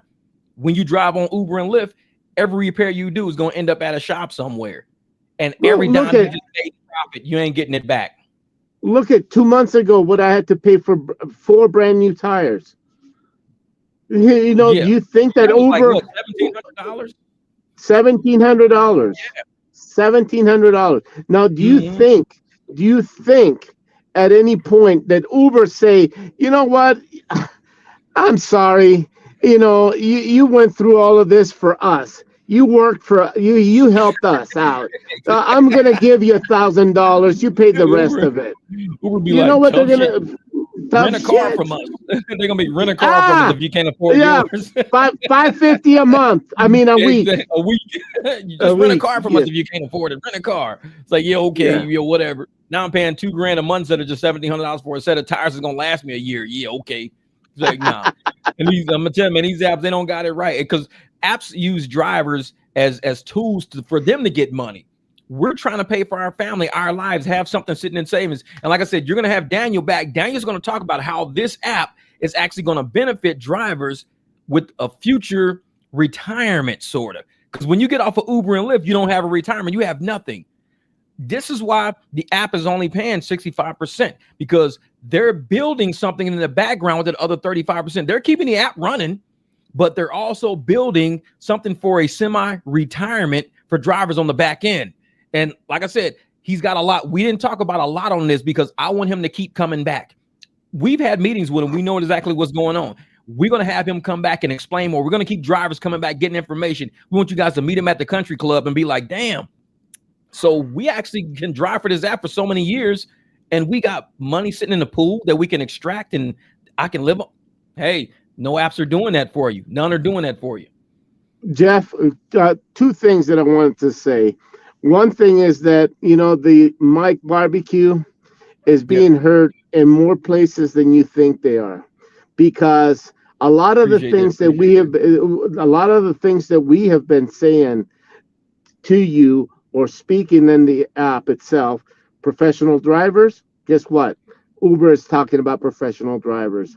Private drivers, Uber's talking about private drivers. That tells you that they're listening to us. And then third of all, they know that we want to be truly independent contractors. If that's the case, then that means we become business owners, not worker bees. And that's the difference between us and anybody else. And especially with that last news article I read about Uber and Lyft, when the reporter asked them, you know, are drivers independent contractors? Can they do rides off app?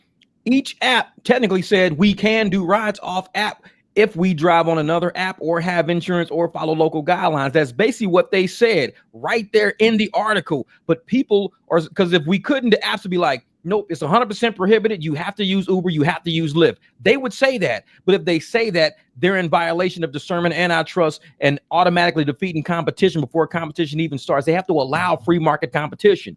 So for them to publicly state through a spokesperson that drivers are not allowed to drive on any other app other than Uber and Lyft, that will make them a duopoly. That would have them under DOJ investigations. That's why they didn't say it. They said, oh, no, they can drive, you know, off app. They can do, all they need is insurance and, you know, certifications and local guidelines. Yeah, exactly. So they can't punish us for doing rides off their app. They can't punish us for that. Jeff, I'm going to turn things around. I'm going to interview you right now on your own podcast. Is that going to be okay? All right. My question is, what do you see in PAX, the growth that PAX is going to have with the other competitors in the market base, the local competitors that I'm talking about?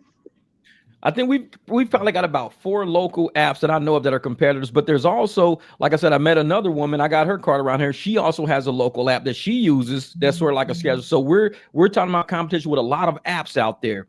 And I see PAX as an app that, because they're linked in, they're already linked in to communities, like Dan said, they're already linked into so many nonprofits, they're already linked into organizations. So they have a market for us. They need the drivers to support the market they already have. So PAX already has a market. All they need are the drivers that are professional enough with the type of vehicles, the type of attitude. So when their market goes to the PAX website and says, oh, now we see what PAX has to offer us. They said they were coming with some great drivers. They weren't lying. These guys are great. That market is only going to get bigger because PAX actually goes out and gets the riders for us already. Of course, they're saying we can bring riders too, but they have already been developing relationships with people in the communities already. We're just coming in to facilitate that relationship through transportation. So if we get the right drivers involved, the people who we help bring in, because he's allowing us, the 300 Mic Drop Barbecue, he's allowing us to actually interview drivers that want to be on a team. Now, we know a lot of drivers out there don't like me. Cool, you might not like me and I might not like you. But if I think you're a good driver because you're willing to do certain things, I'll still be like, dude, you on with us. You on with us. I don't got to like you. You on with us. There are drivers who I don't fuck with, bottom line, I don't. They can apply and say, hey, man, I want to ride with you. No, because I already know you from offline, man. You always trying to fuck with people that's trying to make money. You always talk shit about people all the time. You're not a fit. Sorry. This app is not for you. This is a closed loop system. So I'm glad they trust us enough to say, Jeff, even though you don't like that driver, you actually hired him. Yeah, because I like the way he works. Me and him may not get along politically. He might be a Democrat, I'm a Republican. We may, he may not like dogs and I like dogs. But he works hard. I like the guy's work ethic. I like him. Then it might be somebody else who just always on my channel trying to talk shit, and we see him trying to interview with us. I might not fuck with him. We have that leverage. And it's like, we want to create a team and an energy. And for PAX to say we are an energetic, energy-based, ethos-based company. We don't just want puppy mill full of drivers being churned in and churned out and oversaturate the market with a bunch of people who don't even get along with each other. We don't want that. Cool. And he's given us that leverage.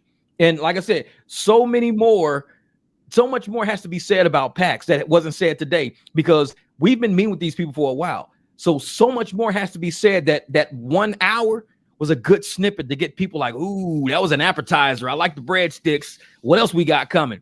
Oh, we got more coming. There's a lot more about this app that people don't even know. It's going to get deep. And I can't wait till people show up and they meet everybody, at the country club and really understand who all these people are and ask questions. Talk to Nathan, talk to Matt, ask these people who they are. And you be like, holy shit. Yesterday, I was just a driver eating motherfucking free cookies because I did so many trips on Uber, and I'm actually standing here shaking hands with so-and-so who's actually this person in Arizona. Holy shit.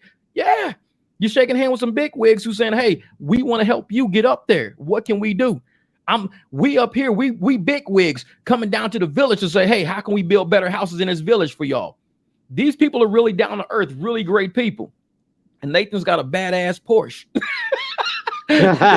Well, let me ask you the other thing that I was going to ask you. What do you think of the fact that some of these drivers may not have the cars that we're looking for in the first phase? Oh, that's fine, because like I said, when I first started rideshare, I had a Jeep. Now I got a BMW and I got a truck. So everything happens in waves. When I had that Jeep back in 2019, I couldn't do black car service because it wasn't a black car. It didn't mean I was a shitty driver and nobody wanted me to drive. I had to play on the level I was at.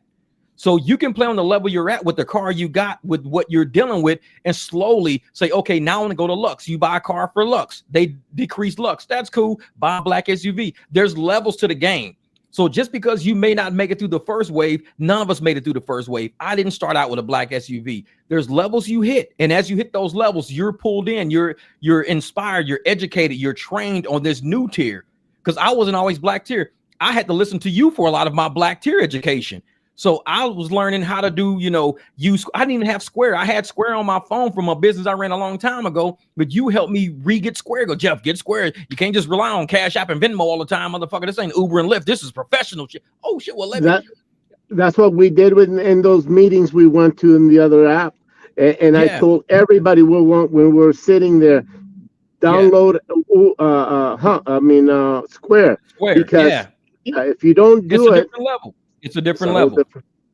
Because I can go through my phone. I get Square weekly reports all the time, and it's funny to see my Square weekly reports are more money than what I'm making on Uber and Lyft. I see Square weekly popping up. I'm like, damn. Even my Square daily. Sometimes my Square daily is more than what I make all week on Lyft or Uber. Definitely on Uber because I don't even do Uber. But I'm like, holy shit, my damn Square daily is booming. What the hell? But that's good, though. It should look like that, because when you start leveling up and going to a different level, if you're not changing from year to year, if you're not elevating from year to year, you're stagnant. PAX is not about stagnation. It's about elevation. If you want to move up a little bit and you want to get something, it's cool if you don't have the car for it right now. Know that the app that you want, that the level you're trying to be on, it's there. And we're going to make sure it stays there, because we're going to support and we're going to solidify that. Every app is a certain level. Uber might be a level. Lyft might be a level. There's a lot of apps that might be a certain level. PAX is going to be like a premium app. This is why everybody's not made for it. It's not a puppy mill app. It's an interview, because your interview, even you're going to be allowed to be on the World Wide Web scene anywhere with your car, giving your own advertisement for potential business flying in or just already here. So if you're not on the up and up and you ain't got what it takes, this app is not going to put, somebody like that on their starting five. When you start the game, you want to start out fast. You need to be a salesperson, because that's going to be very important. And then second of all, I don't believe, and maybe correct me if I'm wrong, do you have to have an LLC to work with PAX? What do you think? No, you don't have to have an LLC. You don't have to, but it would be good. It would be good to have one in case you wanted to do something. Let's say you had a small event that somebody on PAX was like, hey, I want to do a small event with you. Okay, if they don't want to put it on PAX, they just want to use you personally. Cool, have an LLC to run it through if that's what you feel like doing. Totally fine with that, but it's not necessary. They can run everything through PAX, have it scheduled. You wake up, all the shit's already, and you're like, oh man, that's what's up. My man Dom in the building, what's good? And so let me interview you about PAX. Let's interview you, Mr. Professional Driver, with the chicken nuggets. and it's a $5 meal, man. let's say you are doing your advertisement for the PAX website. How do you think, what would you say in your advertisement? You got 60 seconds. What would you hit on in that 60 seconds? I basically would let them know my background, my business background that I've had 25 years in the Valley. The fact that I was in the student loans for over 15 years, and I was their vice president of operations, which dealt with numbers and dealt with streamlining, dealt with a lot of things that you have dealt with, and basically would tell them what kind of car I drive and what options I can give to them. I'll pick you up at 2:00 in the morning, as well as I would pick you up at 12:00 in the afternoon. It doesn't matter what time it is. I like that. And yeah, Roxy, we're starting with 100 people and the reason why people wonder why we're not rolling out with 800 people to start with is because you need the client base to support your driver base. If you got 800 drivers and you got 5 riders, it's not going to work out too well. A lot of drivers are going to be upset because they're not getting any business. So what we're doing is we're starting out with a handful of each. I mean, as the 100 is what we're going to eventually end up with. But when we first start out, it might be 15, 20, 40, 50. But once we hit that 100, we're going to hold that 100 for a while. And we're going to push really hard with that 100 because we might go 100 to 150. We might go 100 to 200. It depends on what that initial 100 can do. So there will not be, hey, if you got a car and a set of car keys, apply today. No, you got to pass through an interview because there's something we're trying to build the foundation. When you build a strong foundation to a house, you can put a better house on it. When you build a weak foundation, you can't put the house won't stand. So we're trying to build a really strong foundation to build a really big house on. We don't want to just put a straw hut on this. So the first 100 has to be like the starting 5 on basketball team. We got to have some really strong drivers out there putting the PAX name out there. Because even like his when Daniel said his dad was using Uber and that Uber car he was in was a piece of shit. We don't want to put that out in PAX. We don't want to, oh man, I use this new app called PAX. Man, that car was a piece of shit. That person will probably never use PAX again. We'll tell all these other people not to use PAX because they got pieces of shit out there. Just stick with Uber, stick with Lyft, man. Them PAX cars are pieces of shit. No, put your best foot forward. When you put your best foot forward, that's going to resonate with the community. Oh man, use PAX. Why? Because every driver got on PAX. They got driver hats. These motherfuckers are clean. The cars are nice. Man, they know the city like the back of their hand. They know, where we can go out to dinner and stuff. They're like very studied on Phoenix. They know this city, man. I asked him, where's a good Mexican restaurant? He gave me 4 right off the bat. It ain't like, well, can you tell us where to eat at a nice restaurant? No, habla inglés, un poquito. It's like, motherfucker, what? Who the hell did I just get in the car with? We landed in Phoenix to get in the Uber driver. This motherfucker don't speak a lick of English. We trying to find out where to get a good steak. No habla inglés, un poquito, carne asada, un burrito. Like, motherfucker, what? So I'm going to tell you this story. This is the truth story. I have a CEO that I drive almost 3 times a week, and he told me he flew out to Vegas. He took a black car, and the person did not speak a lick of English. And that's a surprise. And this was in Vegas. He got a black service car, got in, and he thought it was this. He didn't look at the license plate. So here comes a black Suburban. He gets in, and before you know it, he just says, "I need to go to the such and such hotel." And the guy looks at him and goes, he brings his phone up and says, speak. He goes, what the frick? I have to explain how to translate this shit? No. That's what PAX is eliminating that. If there's somebody who speaks Spanish, they'll say that on their interview. Hey, I speak Spanish. So if they don't, they say, I primarily speak English. I don't really speak Spanish, this and that. Somebody who speaks Spanish wouldn't reserve that driver. But if somebody says, no habla inglés, solamente español, motherfucker, no, this dude, he only speaks Spanish. That's it. I can't reserve him because I don't speak Spanish. I speak English. I can't reserve him. But somebody that speaks Spanish might reserve him. So we do on PAX want to have Spanish-speaking people, German-speaking people, Russian and Ukrainian-speaking people. We would like them on PAX also because we need to cater to those markets. And that Ukrainian driver might get all the Ukrainian passengers out because I don't speak Ukrainian. That Mexican driver might get all the Mexican clients out there because I don't speak Spanish. Therefore, hey, wait, there's one word that I do speak. Goulash. Goulash. Goulash.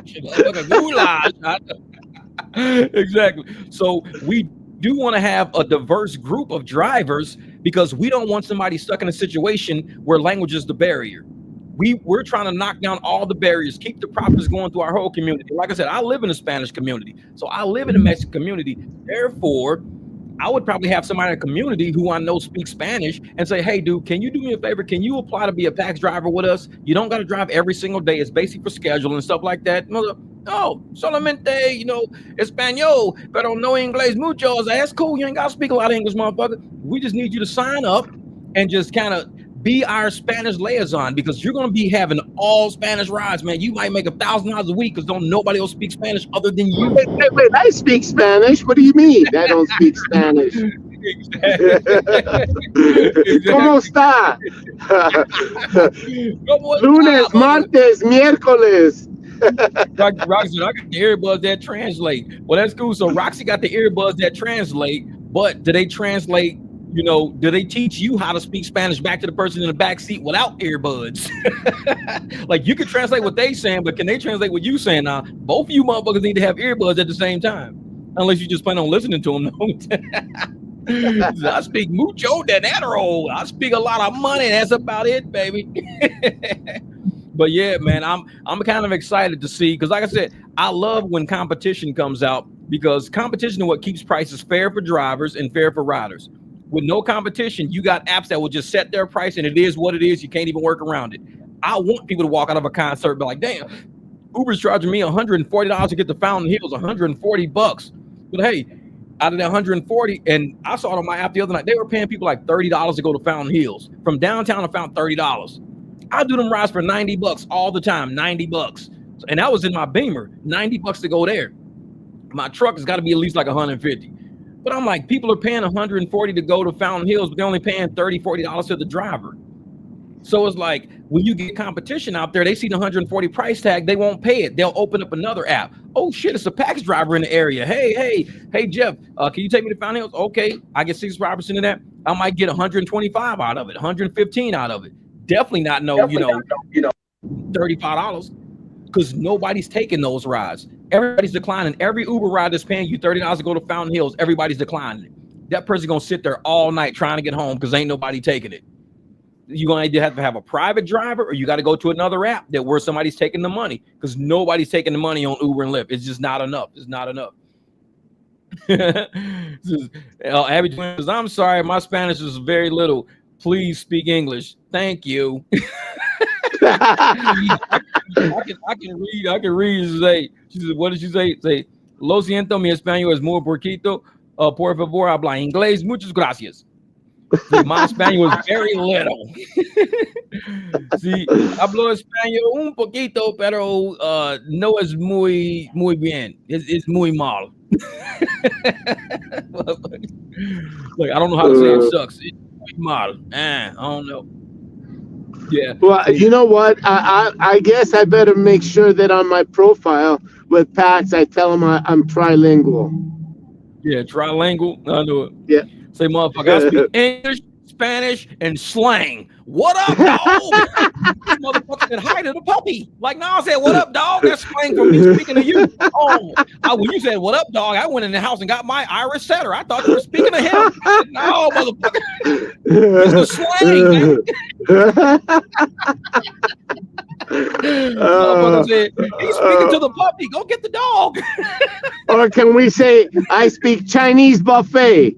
No, it's Chinese buffet. No, Jim. Said, yeah, man, I'm gonna come drop you off at the crib. Hey, honey, he's gonna drop us off at the baby bed. No, man, the crib, your house, man. This is slang. Oh, sorry. I thought you were gonna drop us off at the baby bed. He said the crib, man, motherfucker. It's slang. That's how we all are, either trilingual or bilingual, right? We talk slang. Everybody talks slang. I talk some slang out there. Especially with Roxy. Especially with Roxy. She'll talk to you cowboy slang. Roxy said, I don't know andale. And she know that shit from watching Speedy Gonzalez as a little kid. She was like, andale, let's get up, let's go. Andale, iba. Motherfucker, see, we was learning Spanish as kids and you didn't even know it. That's right. Motherfucker walking in class. Yeah, andale, iba. What that mean? I don't know. Speedy Gonzalez says it all the time. Motherfucker, you've been speaking Spanish since you was little. You don't even know it. I just thought it was something funny that he would say before he took off running. Like, no, that's actually a true language, motherfucker. Speaking Spanish, he's teaching you some shit. Or how about taking somebody to the airport and say, beep, beep, zoom. Beep, beep. Robert Reese, my brother Robert Reese, give me pound on the side, that's brown. That's that cool cat slang. Give me pound on the side, that's brown. Hey, honey, he said smack him on the booty. No, man, give me 5, dog. Yeah, what's up? That's what it is. I thought you meant smack you on the booty. You said give you a pound on the side that's brown. Like, motherfucker, no. Weird ass motherfucker. That's called give me 5. That's slang for give me 5. Oh, I'm sorry.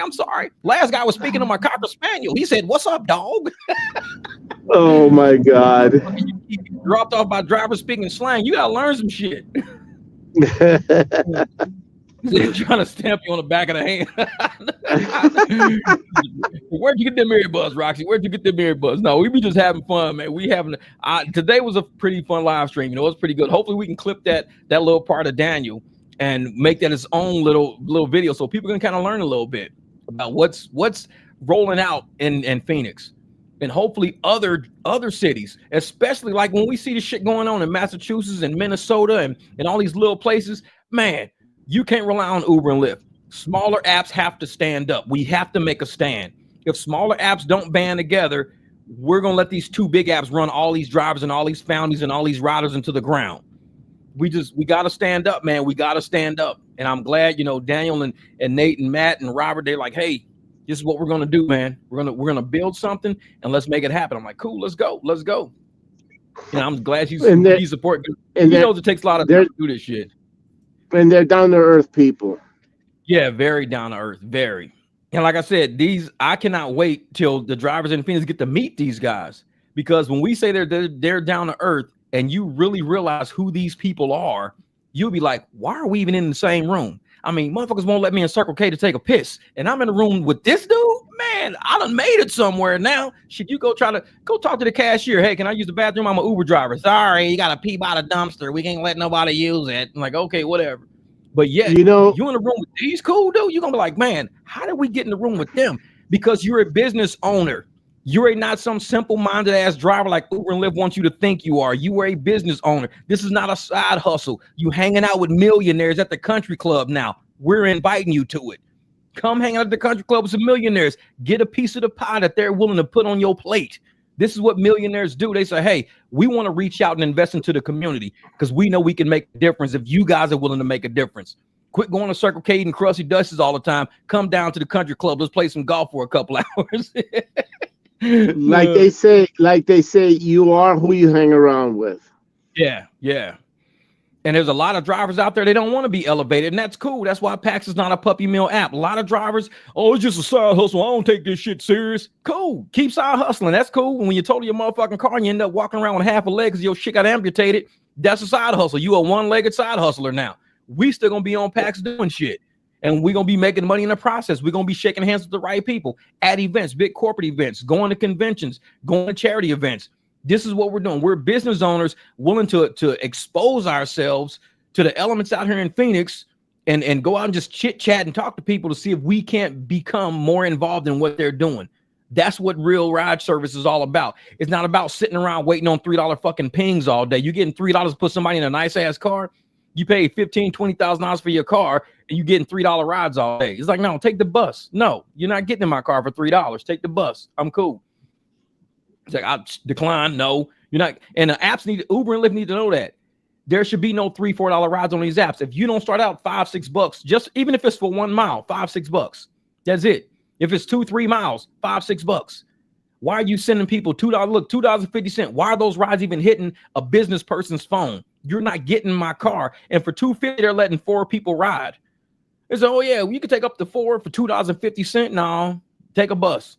Because it's $3 a ticket on the bus. So that's $12 for y'all to ride on that shitty, nasty ass bus. It's $12 for y'all to ride on that. But you think $2.50 to ride in my nice ass car, Spotify, smells good, everything's super clean, $2.50, but $12 to ride on that pissy ass bus next to homeless people? No, go pay the $12 to ride with them. Then you're gonna be like, well, how about we give you 20 to ride with you? Yeah, exactly. Give me 20 to ride with me. How about the fact that their so-called acceptance rate is less than 2%, and they put this new thing that you're going to be a good driver, or this or that driver, and now their acceptance rates have gone even lower than what it was before. Yeah, because people can't afford life doing 3. Just think, if you can do 30 rides in a day. Let's say the max you can do is 30 rides in a day, and you can do, you're getting $4 a ride. That's $120 a day you're using, less the fuel and wear and tear and everything. You can't survive on $120 a day. I can make more than that being a Walmart greeter, just parking my shit out front and not using no gas at all. I'm going to make $120 just greeting people all day, 8 hours. And if you pay me $15 a day, $15 an hour, that's $120 I just made, just being a Walmart greeter. Not doing nothing. My car is safe. It ain't getting wrecked. I ain't getting windshield chips or nothing. So why not just be a Walmart greeter for $120 a day? Why are delivery drivers out there getting $120? Why are rideshare drivers getting $120? Go be a Walmart greeter and get $120. That's why we need apps like this. $120, that's one ride. And we do it all the time. $120, that's about 2 rides. 120 is not 10, 12 rides, 30 rides all day. I'm cool with that shit. Nope. You said something magical too. Take a bus. Can you get one for $2.50? Nope, they'll laugh at you. They'd be like, "No, you need another 50 cents, sir." Like, motherfucker, I can't get on with this 250. You need another 50 cent. Like, shit. Oh yeah, man. Well, yeah, they get the fuck out my car. Amen to that, man. Yeah, but it's good to be back on live streams with everybody, man. It's been a while because I've been busting my ass out here, man. I've been, out here driving, been doing garage work out, and to have, a company saying, hey, you know what, we're gonna make sure you guys stay online fighting for each other. Thank you, my man Thomas. I appreciate that, brother. Using the app to recruit private clients for cash rides by handing out your business card. And that's how you make it in this industry, man. You got to have business cards. And PAX is one of those apps that says, hey, we want you to have business cards. Not only do we want you to have business cards, we want you to promote your business on our platform. We're giving you the platform to promote yourself. Do an interview, an actual visual, audible interview. You're promoting yourself to potential people who are hitting the website saying that they want a driver. There's no other apps doing that. No other app is giving you website space, an actual space where you can showcase and advertise yourself to people out there. No app is doing that. So it's something different, man. It's different. And I'm eager to see how this is going to work out. Oh, yeah, exactly. Triple E said, hey, both you and Jamil seen my book of biz. You have to be committed. Oh, yeah. Oh, yeah. You got to be committed to it, man. And there's a lot of people who using this as, it's just my side hustle. I don't need to do this shit. I'm rich anyways. So why you going to risk getting your car flipped over in the intersection if you're rich anyways and shouldn't be doing this shit? I mean, you're the idiot. If I was rich, I'd be helping other people who don't have money. I'd find a way to help other people if I was rich. I wouldn't be out in the car flipping my cars through traffic. I'd be an investor into somebody's shit to help them get money. It's like, Jeff, you ain't driving no more? Nah, man. I got, $4 million. What the fuck I'm doing driving through traffic, flipping my shit, trying to kill myself? I'm investing my money into other people now. That's how I'm getting money now. So I'm building up people who don't have the 4 million. I'm so sick of hearing rideshare drivers, oh, I'm rich. I got enough money not to even do this shit. Then you the idiot. Yeah, damn right. What you telling me for? You the fool. I got enough money. I don't gotta do this. Then you the fool. Don't fuck out. Come over here bragging, you idiot. Well, you got money like that and help somebody, build something, help support a YouTube channel. Because half the people that say that shit, they never drop a super chat. You never see these motherfuckers support a channel ever. My man Thomas supporting the channel. Appreciate that, brother. Stuff like that. You see I got enough money. I don't have to do on the channel. You just freeloading. You freeloading energy, bringing that negative shit. We don't want that over here, man. We want something different. So I appreciate PAX coming through saying, man, we like the energy. We like the flow of the channel. We're going to make sure you own live streams. We're going to make sure you dropping videos. We're going to make sure you out there. We'll make sure of that. And I'm like, cool. Let's do it then. Let's do it. So y'all can thank PAX for my ass sitting here today. Thank my man Frank. Thank my girl Roxy. Thank all you guys who are still super chatting and hitting me up. All you guys are the Cash App and Venmo and keeping me from being out there driving in the streets all day, sitting here trying to organize and show investors that we are a serious group of people. Because without a channel like this, the investors wouldn't be looking at us. We'd all be separated. This channel brought us all together. And investors are like, let's put some money on this group. Let's put money on this group. So, hey, I appreciate you guys standing with this channel through thick and thin, ups and downs, ins and outs, through pigeons and everything else. Like, man, thank you, King James, my brother. Oh, yeah, man. And that's what it is. I've been corporate my whole life, man. I remember when I started my first accounting job, I was 15 years old. And I never knew I was going to go to high school and do accounting and then eventually go to college and get a degree in it. I started my first accounting job at 15 years old. Found out I kind of liked it. It was easy. It was just paper, numbers, and trapping data. It was easy. I loved it. And so my brain was always on that executive level, but I was always a kid from the streets. I was always willing to hang out, play basketball, be outside with everybody. I never thought of myself better than the neighborhood I even came from. I even went back home to where I came from and tried to buy basketballs for the park and shit like that. I was trying to return that energy back to where I came from. And not everybody's ready for that yet. So I had to get the fuck up out of there. It's like, man. Man. All right, brother. I'm gonna be heading out of here. I gotta pick up a customer. Cool, brother. Good luck out there. The opportunity, and I hope the 300 has a good day today. And you know what? Happy holidays to everybody. Happy holidays, brother. Hey, and I'm gonna shoot you a text or whatever so we can get the other truck up here. We can get that truck done, man. We'll get it wrapped up, brother. Let's do it. Thank you. I had to get you on a live stream today, though. All right, I appreciate you being on with us, man. Thank you. Thank you. Bye. All right, brother. Get out there and make that money. All right, goodbye. And there we go, man. That was a pretty good live stream. And I'm glad that, you guys are seeing the channel slowly grow. And a lot of people out there, especially the haters out there, oh, your channel too political. That's why your channel going down. Your channel this and your channel that and blah, blah, blah. And guess what happened? Other people out there who want to support this type of content, who want to support this type of host to a channel are saying, we'll support this guy. We like it. So all the haters out there that don't support, all the haters don't super chat, all the haters don't cash app or Venmo, all the haters out there just little, they don't even do nothing. The people who say we see value in this channel, even when others don't, we got your back. Those are the people we do it for. I don't do it for the haters. Haters are going to always be haters. The higher you climb, the more they whine. That's what haters do. They have nothing else. Their option when they wake up in the morning, the first thing they do is they want to try to put somebody down. They're looking for some energy to put out on somebody to bring them down. That's what haters do. They're designed to do that. This is why I'm glad PAX gave us the energy and the leverage to say, we want you guys to conduct the personality interviews and we want you guys to conduct the actual employment interviews. We want you guys to do it as drivers who want to work with other teams of drivers. We're building the platform. You guys build the teams. We got the money. You guys got the cars, and we're going to give you a bigger cut of the money, plus 100% of your tips. Plus, we're going to give you guys bonuses. Plus, we're going to work on a retirement for you guys. We got a lot going on for you guys. They gave us leverage, and I'm like, y'all know me. I don't fuck with no haters. So this app will not have a single hater on it. Not one of my haters, at least. And if I try to bring somebody on and Jamil's like, dude, that dude always talking shit about me all the time, dude. He hates me. That dude. Oh, then we can't let him on. See, the 300, we roll deep. If you want to be on Uber, you want to be on Lyft, knock yourself out. PAX is more like a 300 initiative. They came here, they saw what the 300 do. They see how we operate. They see how we move. And they're like, you know what? We like you guys' energy, man. Y'all got a lot of haters out there who hate what y'all doing. A lot of haters. Oh, they ain't got commercial insurance. Oh, you guys are steering people the wrong way. Oh, you guys are idiots. You guys are going to have somebody losing their house. Guess what? How long has Hum been out here? Hum's been out here, what, 2-3 years now? Not a single accident on it. Uber and Lyft, how many accidents they had on Uber and Lyft in the same time frame, especially in Phoenix?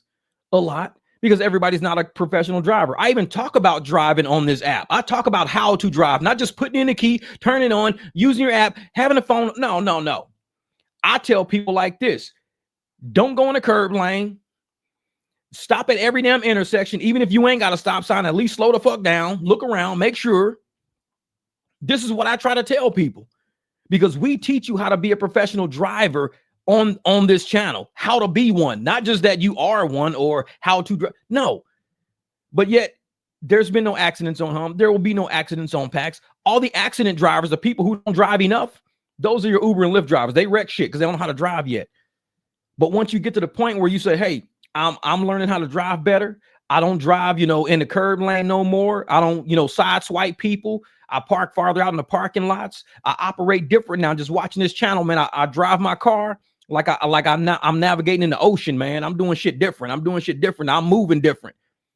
You get all these drivers out there driving for $3-4 rides, rushing through traffic, trying to run people over and do shit and do that for $3, $4. Park that car in a parking lot. You ain't got to scout no rides driving. Park that car in a parking lot, kick back, sit. And one idiot in a WhatsApp group was trying, oh, well, you guys never count your wait time. You never counting your wait time. Motherfucker, I'm on wait time from the moment I wake up until I go to sleep. From the time I wake up, I am waiting for a ride. From the time I wake up, I'm on wait time. I'm a private driver. When I wake up and I'm eating my sausage and my eggs and my bacon, I'm walking to the kitchen, waiting on a private client to text me to say, Jeff, can you pick me up today at 1:30? I am on wait time from the moment I wake up every day. So for these raggedy ass drivers out there, oh, you guys not counting in your wait time. Motherfucker, I'm on wait time all the time. I'm a driver. I'm a professional. What do you think I do with my day? You think I sit around in WhatsApp group talking to you raggedy motherfuckers all day? No, I'm on wait time. I'm waiting for a ride to hit my phone saying, Jeff, $80 if you can come pick us up. Bet. Now I'm done waiting. My ride came through. Didn't even have a single app turned on. I'm on wait time without apps even turned on. Uber and Lyft ain't even turned on right now. I'm on a live stream, but guess what? I'm on wait time. Motherfucker, I'm on wait time because I'm waiting on somebody to hit me the fuck up. But when you get pigeons, exactly, when you get pigeons, they think I'm only on wait time when Uber is on. Because when I turn Uber on and I don't get a ride for an hour, man, I've been waiting for an hour. Guess what, motherfucker? I've been waiting since I woke up. Shit, my apps ain't even turned on. I'm still waiting. Shit, as soon as the motherfucking app hit, bam, I'm like, oh shit, hey, $130 ride. Damn, waiting all day. So when you get people who are mentally focused on Uber and Lyft, and that's all they do. That's all they do. I can't fuck with them. They're not ready yet. They ain't at this level yet. They not at this level yet, man. Hell yeah, I'm doing hella wait time on the toilet bowl. DB's funny. Hey, bro, I'm on wait time from the moment I wake up. Shit, sometimes I'm sleeping. I'm on wait time. I'm knocked out, waiting on somebody to call me. Hey, Jeff, emergency, man. Sorry, give you $100. Can you just come pick us up real quick? Shit, I'm on wait time all the time. I am a professional driver. This is what I do. If I can't pick you up, I got a team that can. Hey, man, I can't make it, dude. I'm sorry, man. I can't make it down there. I tell you what, my man Jamil can come down and pick you up. Let me send him your location. Cool, no problem. We always on wait time. So don't ever get in my face if you know who I am as a driver. Well, how much was your wait? You ain't saying how much your wait time was. What was your wait time? Like, motherfucker, get out of my face. Say Uber Lyft can wait on these nuts. I'm telling you, man. Like I said, I don't understand why some people even wake up and try to talk to motherfuckers like me. Like, why are you trying to talk to me? We ain't even on the same level of life. Why are you trying to talk to me? It's like, I don't fuck with everybody, but everybody knows that about me, which is why I love PAX. I'm telling you, PAX is like, dude, you guys got leverage. You guys got leverage. Get drivers who got that energy to drive, who understand the energy, who want to go out and take care of clients, share money, not greedy. Because there's millions of dollars out here in Arizona, millions. I don't have millions in my bank account, so I ain't in competition with nobody. I'm in competition when there's $1 million out there and each one of us are trying to get $1 million. I'm not trying to be a millionaire. I just want enough. That's it. Just enough.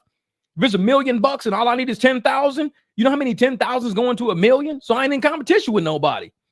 So I just need 10 G's. That's it. But you get some people out there who think, oh, I ain't gonna tell nobody my secret. It ain't shit you doing on planet Earth. That's a secret. I can tell you that right now. I mean, unless you're on Area 51. If you're on Area 51, you probably got some secrets. If you're not on Area 51 and you ain't no secrets out there, people know what you're doing and probably are doing what you're doing. Well, it's my secret, dude. Shut up, man. Like, I wouldn't fuck with a driver like that. Because I tell folks on my channel, I share information with y'all. I tell y'all exactly how I make money, how I'm doing it, where I'm doing it, when I'm doing it, because I want you to do it too. I don't want to be the only one eating. You got a lot of motherfuckers on their plate. Like, yeah, look at all this money I got on my plate. Look at all this food on my plate. Y'all ain't got no food. Look at all my food. I ain't never been like that. I've always been a sharing person. Always been like, hey, man, I got way too much food. I can't eat it all. This shit's going to go bad. You want some rolls? Hey, you take these two. Hey, you can have all of this. Now this is enough for, this is all I can eat. This is all I need. I'm good with this. I'm good with this. But you got people who stack their fucking plates up just to brag about how much they got. Look at all this y'all got. Nobody got what I got. I can fuck with people like that. I just walk right past them because those are going to be fat. Gluttony is a sin. And gluttony is not just about eating sometime. Gluttony is about just having too many resources to yourself, being overindulging in just resources, all to you. Don't want to share, being a miser. Don't want to share no resource. Look at all my shit. That's not me, man. That's not me. I ain't never been like that. Ever been like that. Even when I was playing sports, I was okay with losing because when I lost, it taught me practice harder. Because every day you not practicing, every day you making up an excuse to not practice, somebody out there is practicing. And when y'all motherfuckers get to this meet, oh, they gonna beat you. I was learning with every loss, I learned a lesson. Why'd you lose, Jeff? Your starts wasn't good. Practice on your starts. Why'd you lose? I just didn't have the stamina at the end of the race. Well, you need to practice a little longer then. Every time I lost, I learned a lesson. Every loss was valuable. Even though I didn't like it, I appreciated the loss because it taught me something. It taught you, don't think you know everything. You can do everything. Somebody out there is going to outdo you because you're not doing the best you right now. Do the best you every chance you can do.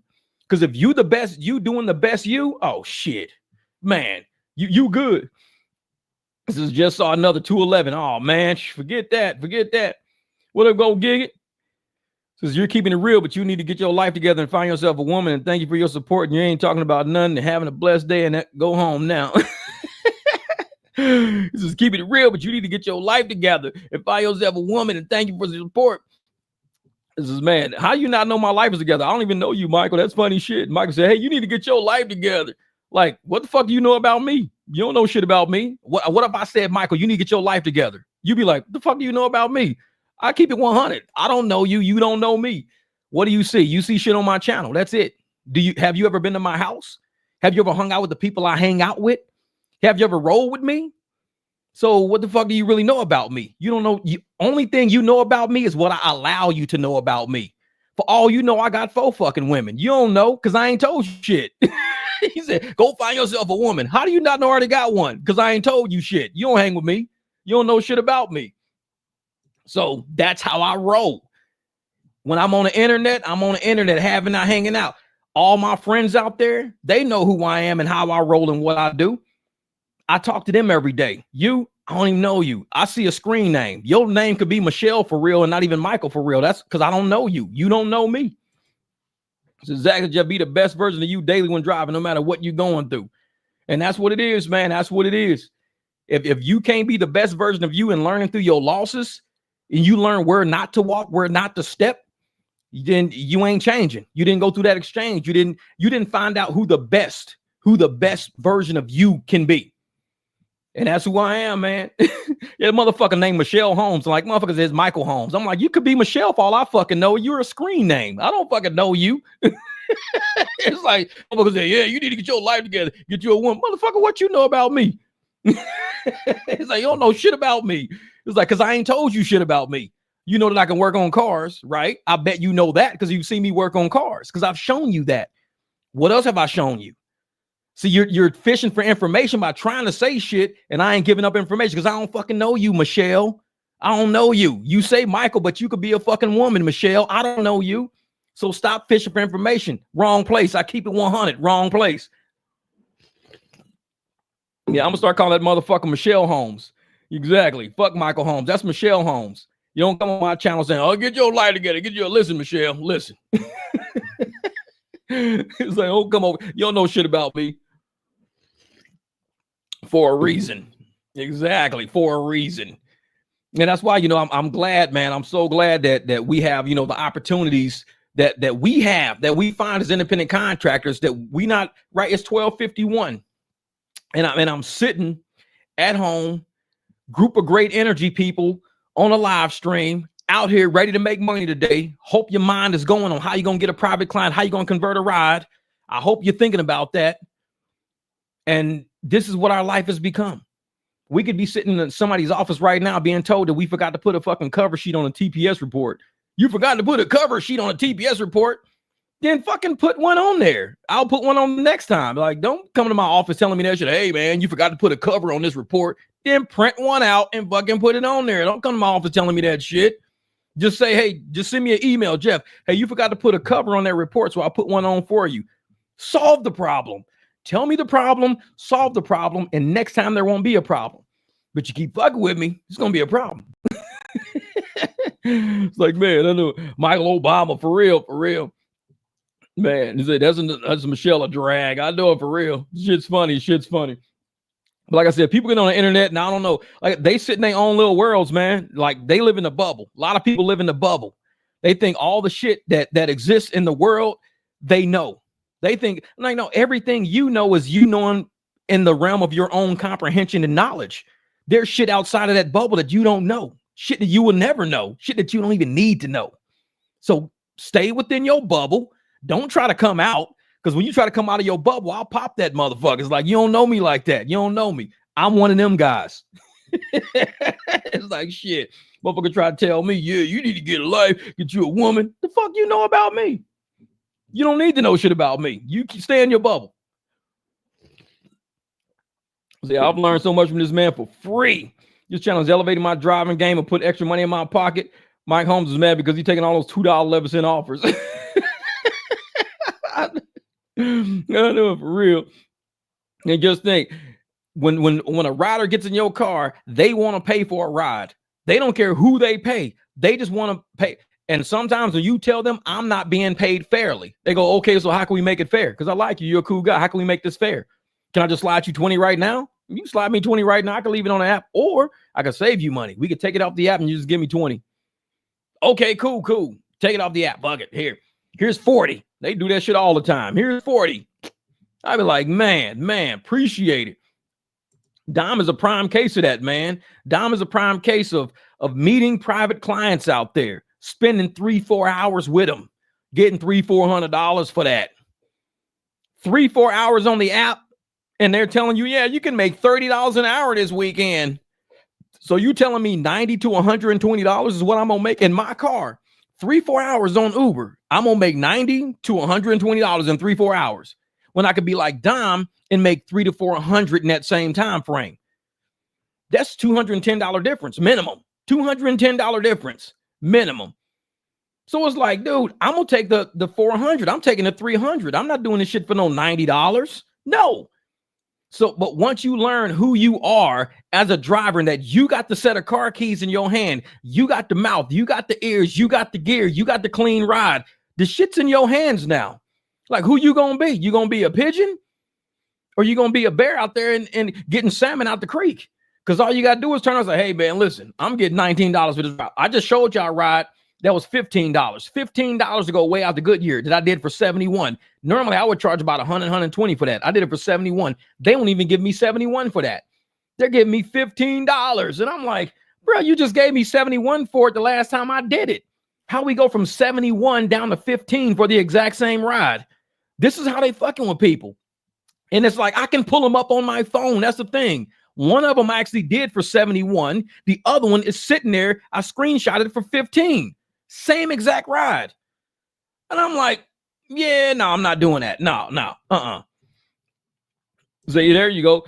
Jeff, my private ride literally told me to charge him more.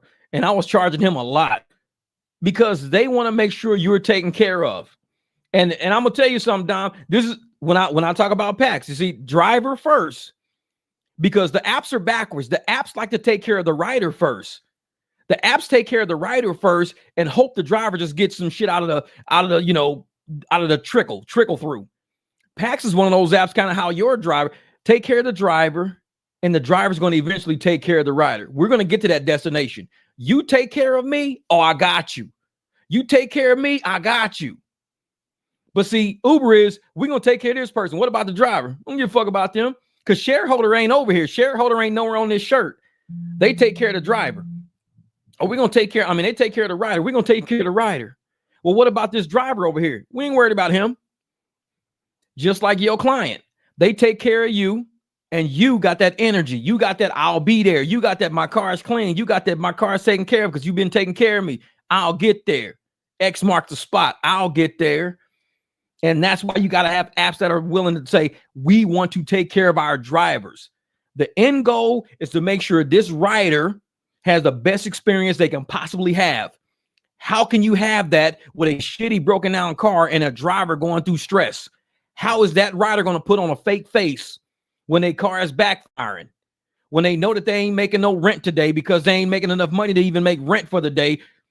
I mean, you can't have a shitty driver in a shitty car and you end up with a great passenger experience. It's backwards thinking. Uber and Lyft think backwards. When we sat and we talked to PAX, we were like, bro, these guys' head is, they says, what can we do for you as a driver? Because you got your own private clients.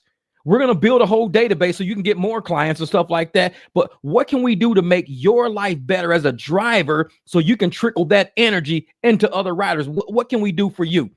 Ain't no apps asking that. I'm like, are you serious? Well, and Jamie Carey, she was there. Jamie Carey, she was like, well, what I'd like to do is I'd like to interview people, personality tests and shit like that. There was like, consider it done. We're going to allow personality tests and have you guys interview people. I'm like, okay, well, what about if we can like transfer rides to people, consider it done. Not only can you transfer it, we're going to give you 5% when you transfer it. You get paid. You ain't even doing the ride and you're going to get paid. Cool. What about Friday lap dances at the club? Nah, I'm just fucking with you. Unless you're really going to do it. Okay, we got your Friday lap dances at Sunny's. Next on stage, Cinnamon. Like, hell yeah, baby. Well, motherfucker, what?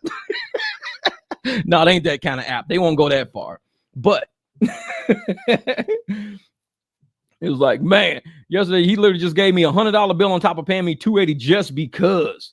Man, that's what I'm talking. Shit, man, that's what's up. And I'm telling you, Don, man, when I make videos and I'm on live streams and I tell people these riders want to pay us.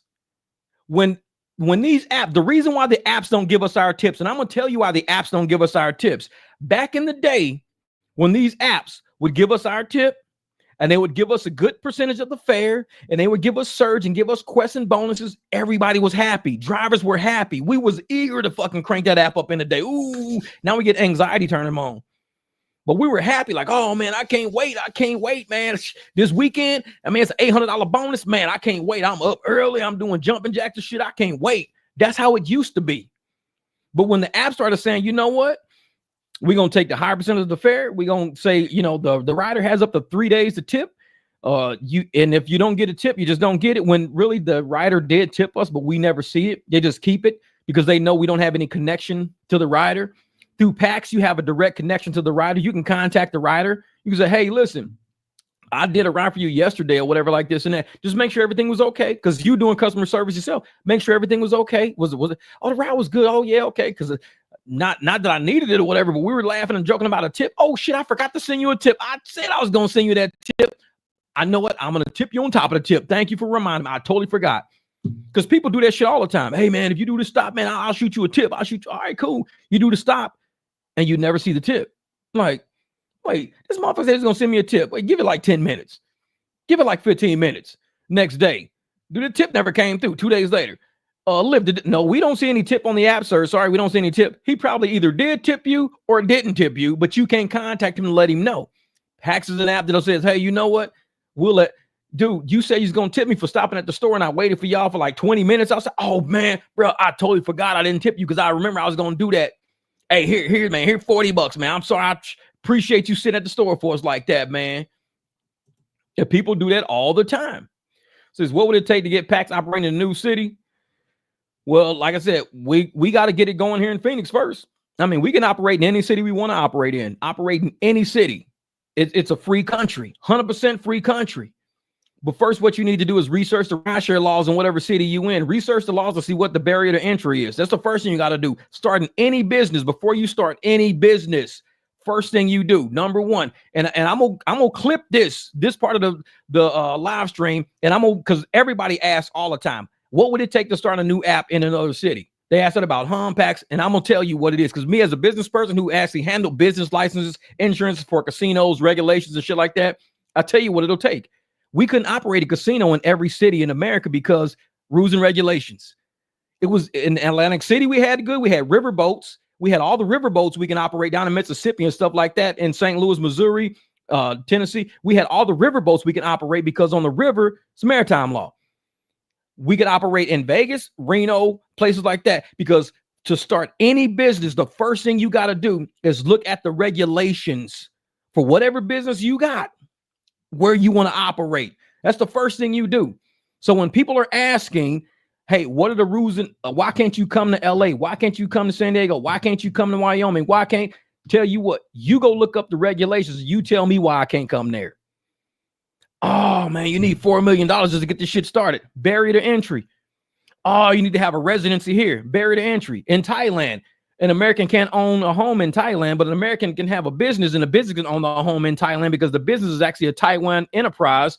So now you're in Thailand or something like that with an enterprise that owns the home. So you're an American living in the home owned by the enterprise. You got regulations. Always look at the regulations first. That's from a business aspect. From the aspect of people just wanting shit. Like people say, hey man, I want a fucking brand new, Red Ryder BB gun for Christmas. Shit like that. That's kids just wanting shit. Why can't I have it, Mom? I wrote Santa Claus for it. Well, motherfucker, really? It ain't no Santa Claus. I'm the one buying the shit and I'm broke. I mean, let's get down to brass tacks. Ain't no Santa Claus. I'm broke. So you got to always look at why. What are the barriers to getting what I want? What are my barriers? We'll look at the rules and regulations first. So California has the highest, California and New York City, two of the highest states that have barriers to entry because they got taxi associations and shit like that there. They have high barriers to entry. So you might want a Red Ryder BB gun for $50 for Christmas, but mom only has $20. You're $30 short. You might want to start a rideshare company in New York City or LA. Barriers to entry, though, it may require X amount of dollars to do that shit. So you got to first look at what in my city, what in my state prevents this app from getting here. You need to have a company here first. Damn. So you got to start a corporation here? Yeah. How much does it cost to start a corporation? Shit, that's a lot. Damn. It's a lot to it, man. And I hear that all the time, man. I hear that all. Hey, what would it take to start it in Ohio? You tell me. Shit, you live there. You tell me. What would it take for me to bring my business there? You tell me. Because if I tell you, that means I got to research your state. You already live there. Research that shit. You tell me what it would take to be there. You can say, oh, damn, I didn't know it took all that to start a company here. Now you know. And that's why I tell folks, some states are really good with business. Arizona is really good for business. Really good for business. I picked up a guy the other day, been there for 6 years. He said, man, I came out here on a business trip, end up moving out here the next time. This place is good for business. I was picking him up from the airport the other day. So it's like, once you find a state whose regulations are good for what you're trying to do and whatever business it is you're trying to do in it, they probably have a low barrier to entry. They probably got, low regulations for it. So you have more leniency and you don't have that much red tape to get through to get there. For rideshare, Arizona can have a lot of rideshare companies here. And actually, I met a lady at the airport, like I said, not too long ago, waiting on Jamil, and she has her own rideshare company here. And it does schedule and everything like that. So I got one of her cars. And I told her, I said, hey, I'll sign up for your company too. Shit, I'll do it. Because once you see all of the regulations in place and how easy it is to start a company, why not just start one? Now, at that point, all you need is the sales and marketing. And every driver's not good in sales. Every driver's not good in marketing. So you got to realize, do I hire drivers who just drive? The side job people. I just do this as a side job, dog. I don't even take this shit serious, man. I don't take this shit serious. This is a side job. Do you fuck with those type of people? Or do you say, man, I'm good at sales. I'm good at marketing. I want to make some money. This is what I want to do. That's the driver I want to fuck with.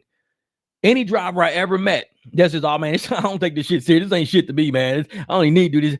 I wouldn't hire him. I wouldn't, because I already seen the attitude towards it already. And I'm not trying to do that. I'm not trying to put my shit on a rowboat. I'm trying to put my shit on a speedboat, something with a motor on the back. You got these, man, this ain't shit to me, man. I'm just slow cruising down the river, man. I got my motherfucking oar on the left or on the right. This shit ain't nothing to me, man. I'm not fucking with them. I'm looking for somebody, hey, man, I just bought me a new rowboat. I mean, a new speedboat. I got this motor on the back, got an outboard motor. I'm riding with you. Always go with the person that's more serious. Always go with the person. If that's what you want to do, go with the person that's more serious. Is it Jeff in Philly? Fair and Co-op is in California. Is the future for non-driver vehicles? So if so, interested in training a replacement for a driver who wants to do this work for a living? Yeah. And that's the thing. Fair Co-op is for everyone now in the future. Yeah. So Fair Co-op, I've heard about that. I've heard about Fair Co-op. What I've not seen is people actually posting rides and shit about it. So I've heard about it. And like I said, PAX, you're not going to see anybody posting rides about PAX because I'm going to keep it 100 right now. The apps are already developed.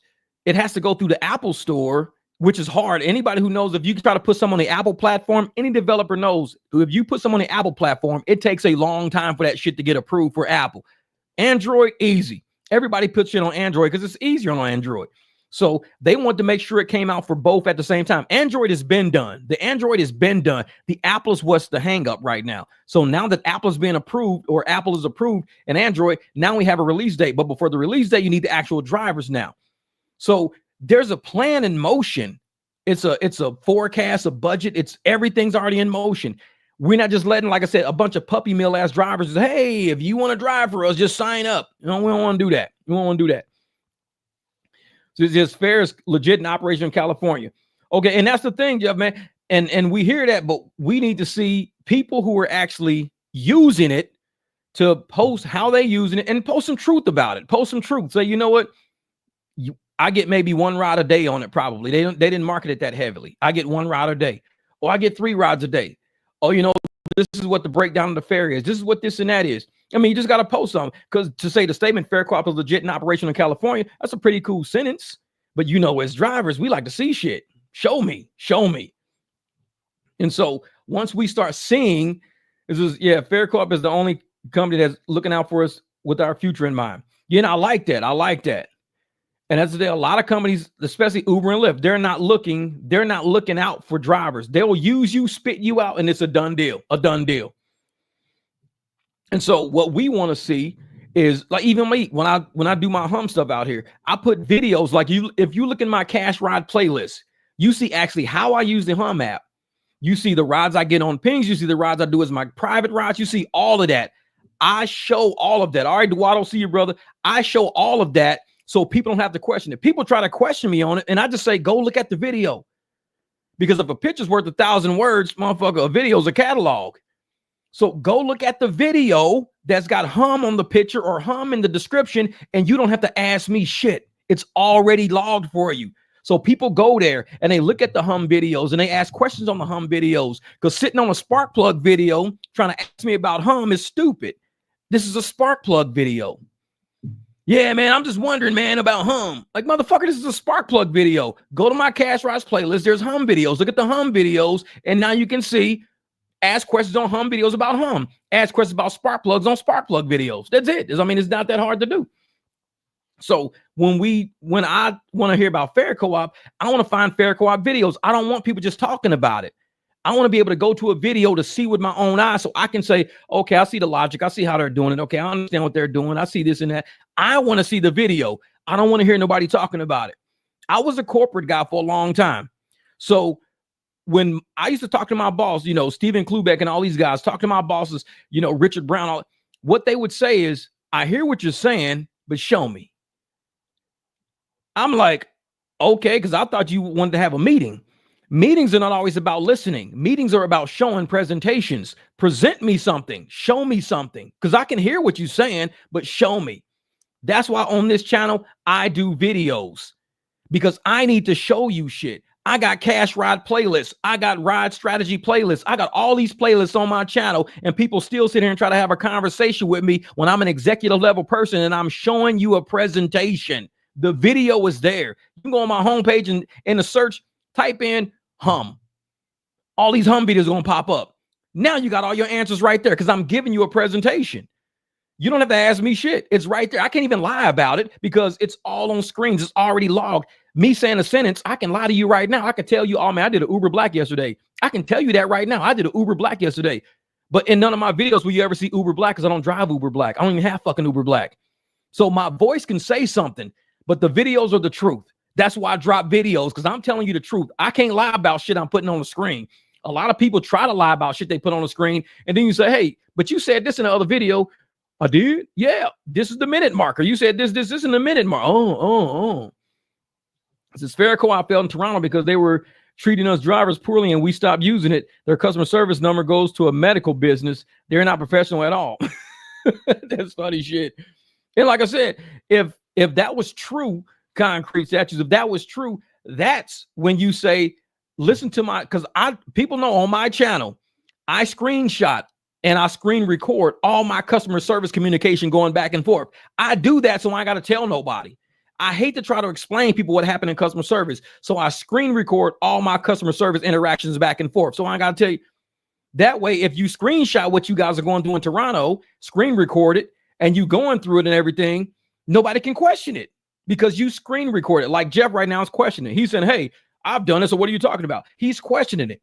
But if you had a catalog of it, had it on video, he couldn't question it. He looked at the video and now you got to explain it. It's like, hey, Concrete said it was happening. He's got it on a video on his channel. I see the video. I went through the video with him. He's legit. He's got people calling the phone number listed. And guess what? It goes to a fucking medical business. You can't question it now. It's on video.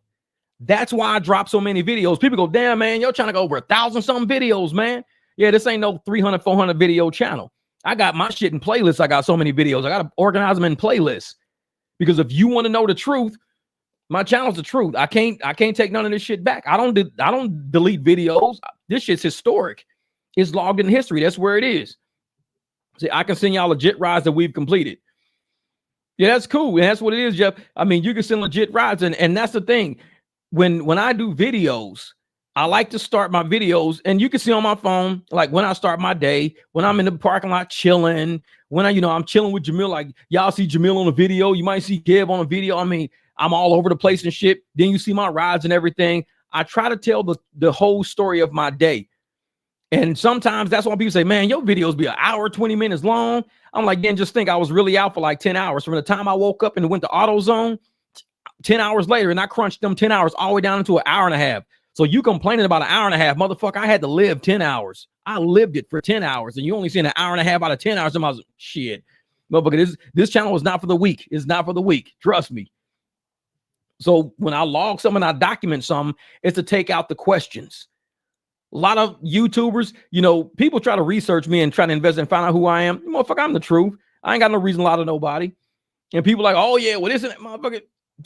I got tons of videos. I can't lie. Once it's on video, it's there. Go check it out. And we've got, like I said, we have investors. And when you guys meet these investors at the country club and everything like that, you will see these are not just people who say they're investors. When you ask who they are and what they do and see what they drive and see where they live, and you'll be like, oh shit, these is investors. Like, I ain't never met no investor. I mean, I thought my cousin was an investor because he put $1,000 into some lawnmower equipment. No, these motherfuckers jumping millions and shit. These are investors. Like, these are real people who believe in people like us who don't have money like that. They believe in us. So when I introduce you to these people, because they've seen Mic Drop, they've seen us on the channel, they've seen me talk to people, they've seen me keep it 100 with people, and they like, this dude ain't got no reason to lie. He ain't got shit to lose. He gives people exactly what it is. Let's give these people a shot, man. Let's put this app and get these people a shot. Let's do it. Because if anybody's gonna work hard at anything, it's people who don't call this a side hustle. And I've always said this ain't a side hustle. This is a multi-trillion-dollar industry, billions of dollars every year transferring all over the place. This ain't no side hustle. So if we're saying that this ain't no side hustle, other people out there saying, oh, this is a side hustle, I don't deal with them people. They're made for another channel. This is a business person channel. This is where we're going to end up at the country club. You might find a golf buddy. You might find a best friend. You might end up saying, hey, you know what? We're doing really good business now. Now I'm partners in another business now. No telling what you will get into when you get on Mic Drop, because I am an ex-corporate guy. No telling what you're going to get into. We into everything. I've run companies.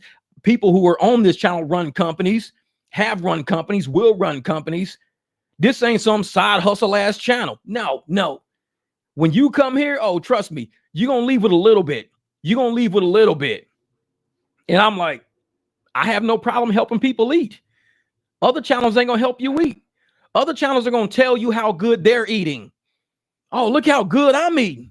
Man, I'm eating good. I ain't never ate this good, man. This is good. Y'all motherfuckers ain't eating like I'm eating. But they ain't never telling y'all exactly how to eat. Guarantee everybody on this channel right now can log off. What time is it? 1:16. By 2 o'clock, I guarantee by 2 o'clock, everybody on this channel can have $100 in their pocket. I bet. Because if you believe in you and you've seen the videos on this channel, what we really do on this channel, by 2 o'clock, you'll have $100 in your pocket. Ain't no other channels doing that to you. They'll tell you, well, if you ain't got no surge in your area, you can't get $100. If you ain't got no bonus in your area, you can't get $100. I'm like, you got a car? Yeah. Is it clean? Yeah. You dressed for the day? Yeah. You fed? Yeah. You ready to make money? Yeah. Then your next 2 rides are $50 a piece. How? Find you a ride that's $30. If they paying you 30, the person paid at least 60, 70. Tell the person you do it for 50. Drop them off. Find you another one for about $30. Tell them you do it for 50 or 60. Even the one out when Jamil was at the airport and I drove up there and his people was there and I had the BMW. I didn't have the truck at the time. Jamil was like, well, how much are you going to charge? I said, $70. I'll charge them from airport to airport, $70, because the app would pay me $20 to go from one airport to the next airport. The app will pay me $20, which means the person is paying anywhere between $40 to $60. They're paying between 40 and 60 because the airport is always stupid.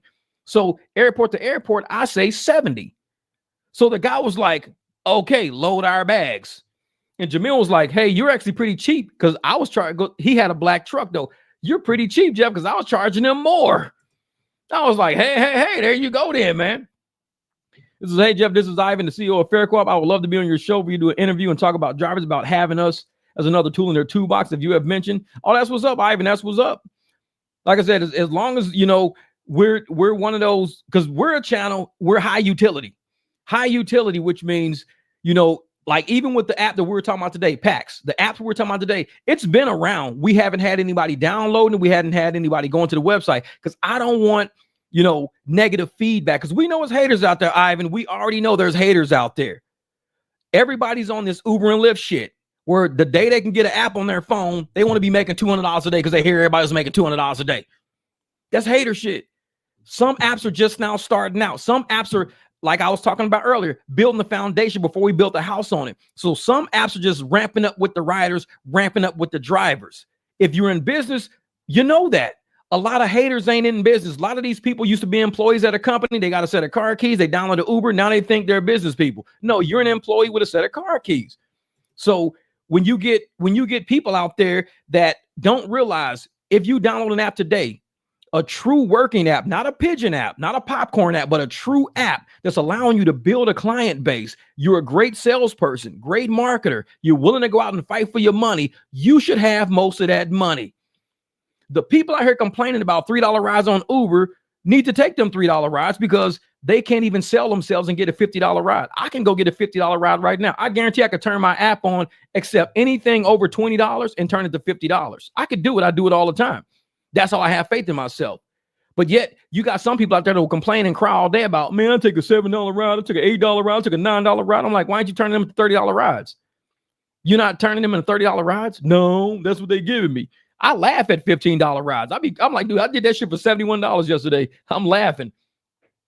So when we say, you know, when Fair Co-op, a lot of people are going to get on Fair Co-op. The first thing they're going to say is, how much can I make in my city on your app today if I was to download it today? And I already told people already, if you download PAX.io, you're going to get a chance to get your picture taken. You're going to get a chance to get an interview. You're going to meet the investors. Not once have I said do a ride. You're going to meet all the other drivers. We're going to start getting regions organized and set up. The app's already going to hit the app store because Apple just finished. I'm telling everybody the truth. I'm going down the truth. Haters will bypass what I'm telling them. I downloaded this shit and I ain't got no ride yet. They ain't even let me drive yet. Have I said that? Are you listening yet? Not once have I said you can download PAX today and start driving today. Not once. But this is what Uber and Lyft has people programmed to think. If I download an app today, I could be delivering hot dogs already. I got DoorDash on my shit. I just delivered 4 hot dogs already. Not every app is like that. Some apps are coming out right now. We're getting there. And that's what I like about PAX. Like I said, Fair Co-op might be on the same boat. Might be one of those apps where people have to download it, build up something, and then it becomes something. But that's what you have to let people know. Because we know that people got to pay to be on Fair Co-op. You got to pay money. So once you pay money to be on there, you have a monthly you have to pay as well. So you pay money to get on, then you pay a monthly. We know that. So now that people are having an expense with it, in whatever city they're in, they're going to have the expense of signing up for it and also monthly. Where's the revenue to offset that expense? Am I able to get rides on it? If you say, well, you can't get rides yet, okay, then I'm going to hold up on signing up then. Because if you're saying I'm not doing, getting rides yet, then I don't want to do that yet. I want to hold out, wait until I can get rides in my area. Then I'll sign up. Now, PAX is not downloadable because once you go to, because I'm going to put in the comment right here. This is the actual website, paxapp.io. So you guys are going to see in the comment string the actual website up under my name, the Mike Drop Barbecue, paxapp.io. You can go to that website, go down to drivers, and you can see exactly what, because that's when you're ready. You can say, okay, I'm gonna sign up with my car. In your area, it's not going to work. It's Arizona based only. But you have to see what we have to go through, even in the state that we're in, to get on this app so we can start loading it up and start driving. We can start marketing. We can start our scheduling and stuff like that. So once I tell the truth, like I said, I keep it 100. I tell the truth and I show people this is what we're doing right now. This is not Uber. This is not Lyft. You're not going to turn the app on and start seeing cars all over the place with people summoning fucking rides. No, this is not what that is yet. This is an app that we are building right now. This is Let Ivan on the live. This is, what does it say? We also have a way for drivers to sign up as a penny shareholder and become a member of us for only 1 cent. This is something that many drivers don't realize. Oh, that's pretty cool. That's pretty cool. Yeah, because I never heard of that stuff. Jeff, you shit. I deliver 4 hot dogs already. I download that shit, deliver 4 hot dogs. You motherfuckers are slow. Shit. New weenie on deck for Stanley. Motherfucker, go get that hot dog. See, let Ivan in on the live. Oh, yeah, I will at some point. But see, right, this live stream was actually hosted by PAX. So it'll be kind of fucked up for me to let somebody from another app come in on PAX's live stream. I can't do that. So you know how business works, man. That's how shit really is. So we'll get it in. We'll get it. Because right now, without PAX, I wouldn't even be on his live stream. Real shit, I wouldn't. Because I'd be out making money right now. If PAX wasn't saying, Jeff, we're going to cover your live stream. We're going to pay you this and that. Don't worry about driving. Situate it. Talk to people. Chat with people. We'll cover you. Don't worry about it. So this is a PAX live stream. I'm not going to let somebody come in and freeload on their fucking live stream. I wouldn't do that to them. That's dirty. That's dirty business right there. And that's why, I said from the very beginning, this live is sponsored by PAX. I'm wearing PAX gear right now. This is what it is. This is what it is. When I got time, when I've made money and I've done some shit and I'm free, I do free shit when I have free time. Like people want to come on my channel. Oh, dude, if it's free, I got to have free time. I got transmissions I'm installing. I'm waiting on parts to show up. I got another transmission coming in for $3,500. When I got free time, I do free shit for people. That's just how it is. No, PAX is not MLM. It's not. The only thing about PAX that I like is the fact that because we do it right now through our own telephones. Like when I can't make it to my client, I have to text Jamil or Jamie Carey or Bighorn Kev and ask them, hey, can you go pick up my client? And they say, yeah. The only thing about when you going through PAX, me doing that, I now do that through the app now.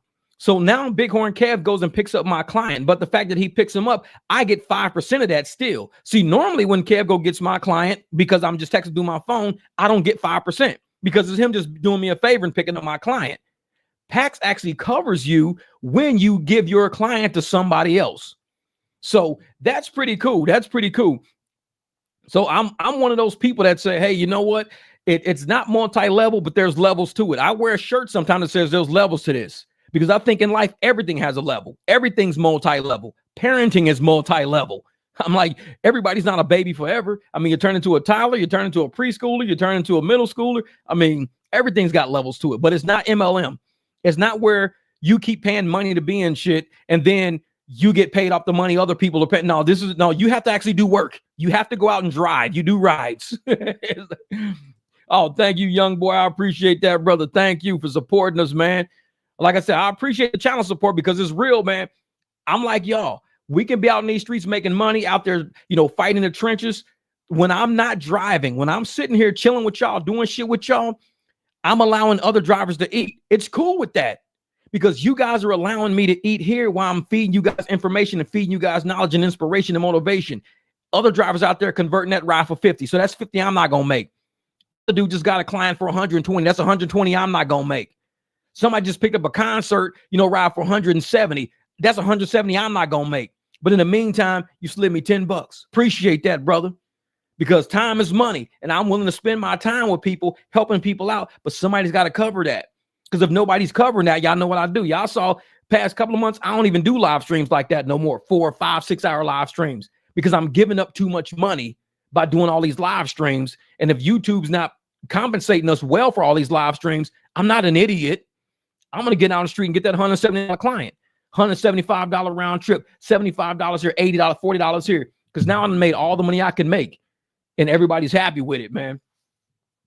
Yeah. So 500 to sign up for the new co-op scam. Bring PAX and any other delivery friendly rideshare app to Colorado. I'm telling you, man, all drivers need to join a new platform. Get with us, Jeff. We don't want to disrespect PAX Live. Real shit, real shit. And that's what it is. Like I said, man, I appreciate like what PAX, these guys, like I said, they're some pretty heavy investors and they're like, we believe in what you guys are doing for your channel. We believe in you guys wanting to not just be employee level drivers and some weird ass, like, yeah, we're employees and we deserve a union. We willing to fight in the trenches. Because for those of us who are off app already, we've been out here eating. We've been out here knowing what it's like to really be in the trenches, fighting for ourselves, not arguing with these apps. Arguing with these apps, arguing on customer service, it's a waste of your time. Why are you even talking to customer service? There's somebody on the curb right now, tired of getting declined, tired of getting canceled, willing to pay you $70 because they willing to give the app 80, 90. They willing to pay you $70 because the app is only going to give somebody 25, 30. They willing to pay $70 for this ride. So go and talk to the people. Stop wasting your time talking to Uber, talking to Lyft. Stop wasting your time talking to customer service. How come I'm not being paid? Oh, well, that was a upfront fare you agreed to. Don't waste your time. Don't even waste your time. The best thing for you to do is to go talk to the rider. That's why I tell folks. And just like if I got to argue with Uber or Lyft about something, I tell them, I say, you know what? Don't even worry about it. Don't. Because I'm not worried about it. Because I know the next person I ride up on, I'm converting it. And if they don't convert, I just cancel that shit and keep it moving because the one after that's going to convert. And when these riders start seeing drivers go, oh, yeah, we want to leave it on the app. Okay, cool. Leave it on the app. Cancel and drive off. Oh, you're not taking me? No, I told you, you want to leave it on the app. I'm not doing it for $15. I told you I'll do it for $35. I can't do it for $15. I'll do it for $35 though. Well, I gave the app $35. Well, give me $35 because all I'm getting out of the shit is $15 to go like 15 miles. Well, I'll just leave it on the app. Cancel, drive off. It's like, man, this is what does that say? We can do an interview where I can educate you about what we've been up to. Also educate the driver so fully understand what we're about. Love your channel, by the way. Thank you, Ivan. We'll definitely chat, brother. We'll definitely chat. Because like I said, and even like I said, talking to guys at PAX, we've been talking for a few months now behind the scenes. I haven't had them on the channel. We haven't talked. I kind of, brought them up every once in a while a little bit, but I like to go out and research and dig into stuff. I like to dig into stuff. So once I dig into it, at least I'm well versed enough to understand what I'm dealing with when I present it. And it sometimes it takes, meeting people 5-6 times. It takes meeting with them 5 or 6 times before I can understand the depth of it. Because if I'm going to co-sign for something, I want to understand the depth of it. It's hard to co-sign for something if you don't really know nothing about it. Because I'm a very cerebral person. I'm very into what I do. And I'm into what you guys are doing. Oh, yeah. PAX is a great alternative choice. We love supporting other apps that are for the drivers. And that's the thing.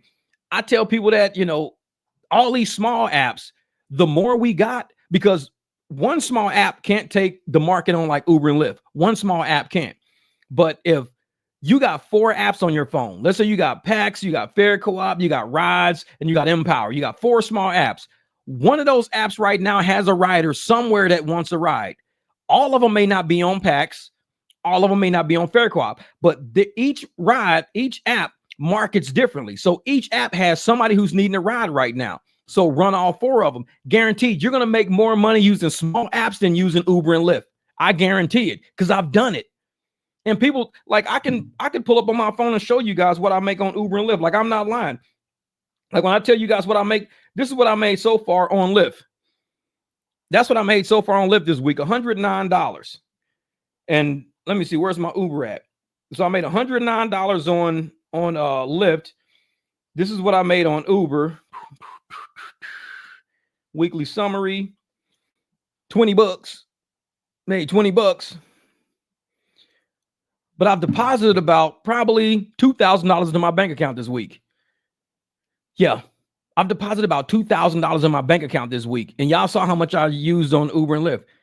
What you're not seeing is my Cash App, my Venmo, my Zelle, my Square. You're not seeing that.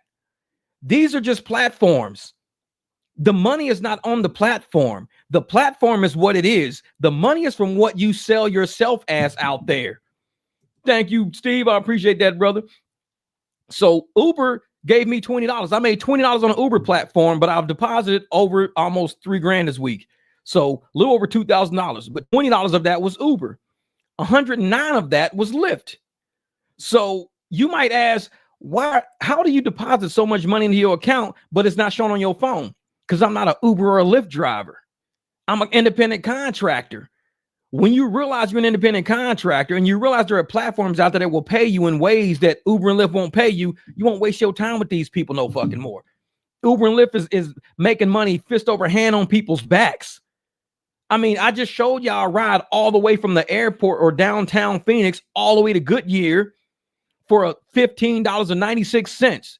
The same ride I did on Lyft last week for $71. The same ride I charge my private people $124 because that's what they're paying on the apps anyway. So why would I sit there and do a ride for $15.96? Give Uber let them give me $15.96 when they're probably taking about $70, $80 for that ride. I mean, I'm not going to do that. I'm in Arizona. I'm not going to sit there and do that. I'm not doing that.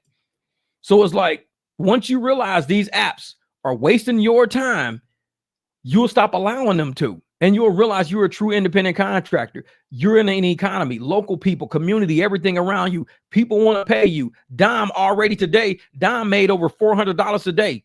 And Dom ain't even turned on his apps yet. He ain't even turned on his apps yet. He's made $400 already. It is like, there's people right now who've been on the app since 8 o'clock this morning. Is probably sitting at $160. Dom, he ain't even turned his apps on today, and he's already at $400 already. The money is out there. But if you let these apps cloud your vision and you don't start using these smaller apps who are opening the fucking playing field, all these small apps are opening the market right now. This is prime time for a small app. You know what the big apps are doing to us. You already see it. Everybody knows what these big apps are doing to us. It ain't no secret. Small apps, build your armies right now, because we need 4 apps at a time on our phone. We need all these small apps so we can fight these big Goliaths. Like I said, we the 300, we small. So if we get all these little small Voltron level apps to start adding up and you make one big Voltron robot, now we can fight the big Mothra or whoever we got to fight. But you can't be one small app against Uber, one small app against Lyft. You're going to need 5 or 6 of them in your phone, because that evens out the competition. Because when the big apps start saying ain't no drivers on our, where the hell all the drivers at? Nobody's well, put Surge out. See if you can get them. Put some Surge out. Even with Surge, you make more money doing your own thing. So it's like, dude, with Surge, you're just charging the rider more. You're not paying the driver that much more. You're just charging the driver more. So therefore, this guy's willing to pay me, $175 round trip to the concert and back. But if I did it on the app, I might make $95 round trip. So I'm going to make an extra $80 doing it off the app. So small apps are opening everybody's eyes, I hope, because I show you guys, I'm a driver who don't even use the big 2.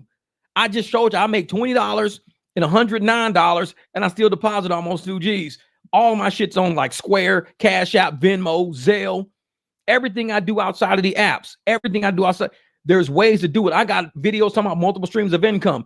These apps will cloud your vision, making you think that you got to walk into this rat race every day. You walk to this rat maze every day. You wake up. You got channels out there. Get up 6 o'clock in the morning. Turn the app on at 6 o'clock. 100% AR. Take every ride. At the end of the day, look at that. $292. 12 hours? $292? 12 hours?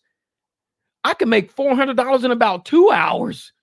I've done it. Me and Jamil have done it, driving tandem together. $400 in like 2 hours. So how are you making 200 something in 12 and we make 400 in 2? Get out there. Small apps made it possible. And too many people are stuck in this rat maze of 6 o'clock in the morning, turn your app on, drive for 12 hours. Of course the apps are going to have you do that, because the longer they keep you on their app, the less you're going to have the ability to go out and make money how you should be making it. Because you're like, man, I only made $9 last hour. Man, I only made $14 last hour. Man, I only made $26 last hour. One ride, you can make $70. And now that's 3 hours of time gone. And you just made that in like 30, 40 minutes. You just made $70 in 30, 40 minutes. It's people out there working at, $15, $20 an hour. It's taking them almost 4 hours to make $70. And you just did that shit like in an hour, 30, 40 minutes. You're done. So that's why I push and I promote small apps heavily. Because if you guys aren't doing it out there, I know a lot of channels aren't like this. They don't like small apps. They like to tell you how to use the big apps better. Ain't no such thing. How to be a bigger sucker. That's probably what they should be saying. How to be a bigger sucker on Uber. How to be a bigger sucker on Lyft. It's like, because you're not getting a retirement out of it. You're not getting any stock out of it. When your car breaks down, you're not doing anything. I mean, they're not helping you put your car back up. You can't even get money if your car breaks down. There's nothing you can do on these big apps. There's nothing you can do. They're using you until they're done using you, just like they did the immigrants. They're using them till they're done using them, and then they're just discarding them. So, okay, next wave. What do we got? Next wave. Oh yeah, my emails and all my emails are in all my videos and live stream. I already put my email address in there for people. This is you are making money. You have black Uber status. We don't. Who are you talking about, T.O.? Like I said, these random motherfuckers are in my videos, don't even know me. Like, who are you? You don't know me. You never watch any of my videos. You probably saw my channel or some shit as recommended and popped up. You have no idea who I am. Uber black status? I don't even drive fucking Uber. I just showed you I made $20 on Uber this week. There's no Uber black ride for $20 fucking out there. Come on, man. Dude, say, yeah, I do. If you know me and you say I'm Uber black status, when did I get on Uber black? You tell me that, since you know me, T.O., since you know me, let's check your intelligence level. When did I get on Uber black? When? You tell me when. I'm gonna wait. I'm gonna see if you even know. If you even know when I got on Uber black. I bought the truck. I'll help you. I bought the truck 5 months ago. I bought the truck 5 months ago.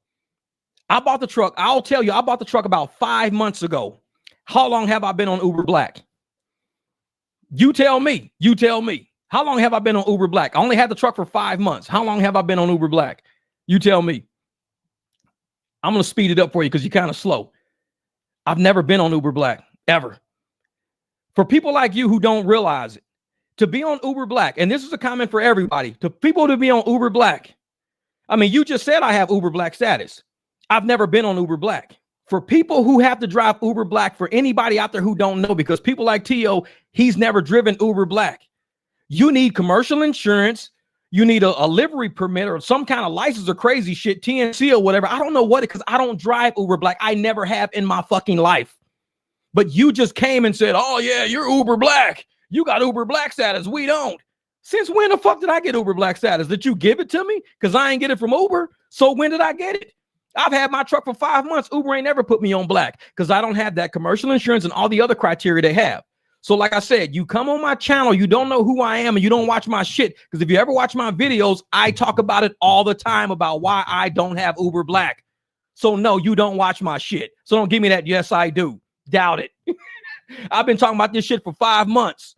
5 months on this channel. 5 months I've been talking about why I don't have Uber black. We're in December and your ass, I'll watch your shit. No, you don't. No, you don't.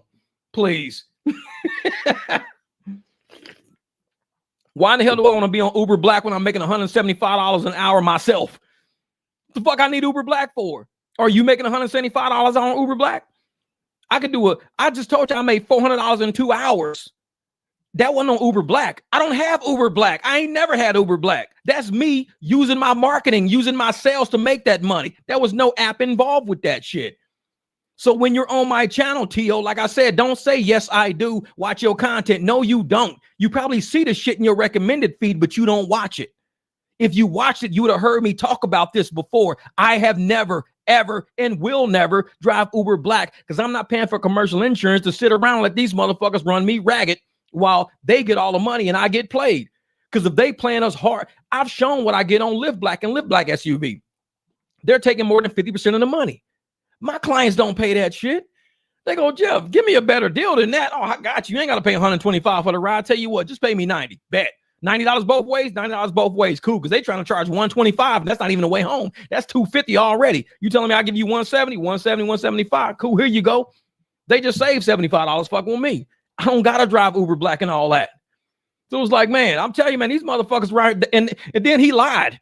Oh, I watch your shit. No, you don't. You see my videos in your recommended feed. You don't watch my shit. Because if you watched it, I wouldn't have to just explain that to you.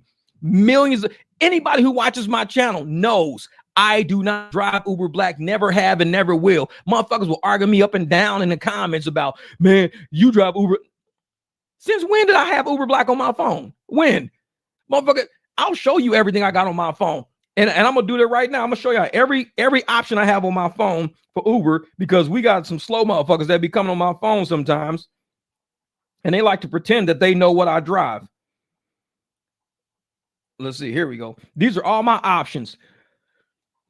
I got Comfort, Deliveries, Uber Pet, Uber Priority, Uber XXL, Uber, and Uber Shared. You don't see no Uber Black on my shit. And I've had my truck for 5 months. So for the rest of you slow motherfuckers out there that want to come on my channel trying to argue with me that I got Uber Black and y'all don't, and yeah, I watch your content. No, you don't, motherfucker. Don't test me. I put shit on video. I keep it 100. I ain't got no reason to lie to y'all. If I ain't got Uber Black, I ain't got it. I done told y'all I don't have it. Quit acting like I got it. Like, oh, you only making money because you on Uber Black and you just don't tell nobody. Motherfucker, there's all my options right there. You don't see no Uber Black on my shit. Don't play with me. I keep it 100 with y'all. I ain't got no reason to lie to people. Why do you think people come to this channel and support this channel? Because I'm one of the realest. You got motherfuckers out there that like to bro, oh, I'm on Uber Black and you little dusty motherfuckers are not. I'm on Uber Black. And I look at those motherfuckers and laugh. And I go, guess what? I make the same amount of you or either more than you because I speak for myself. I don't let Uber set my price. I'm an independent contractor. I go tell these people 175 round trip and your ragged ass probably sitting on about 115 round trip because you got Uber Black and I don't. It's like shit. It's like I don't got no reason to lie to people, man. I try to keep it 100, but motherfuckers, when you come to my channel, trust me. And I've said it on my prior live streams. Watch the room you're in. When you walk into this room, it's probably not the same room. It's not the same channel you've been in. It's not the same channel you've been on. I keep it 100. Over 1,000 videos on this channel. I put in work. Over 1,000 videos on this channel with the majority of them, about 95% of them edited, fully edited. I put in work on this channel. And if you don't want to watch my shit, don't sit and lie. Oh, yeah, I'll watch it. No, you don't. No, you don't. I put in work on this channel. I know what's on this channel because I put in, this ain't something just happen to have videos on this channel. I put in work. So when you tell me that I drive Uber Black and you watch my videos because you saw me do Uber Black on a video, you full of shit because all these videos I did. None of these videos are copied off of anybody else. These are all my videos on here. I put in work on this channel. So if you're going to come here and you want to have a conversation, let's have it. Let's chit chat. Let's talk. But don't sit up here and try to tell me you know what this channel is about and what I'm about if you don't even watch this shit. Thousands of videos on this channel. I do shit differently, man. I do shit differently. Yeah, I'm not a black driver, but I have private clients, $40, $50, $60 rides. You can make money and not be in a black Lux tier. Exactly, Steve. Thank you. Thank you. Don't even have a black car. Steve don't even have a black car.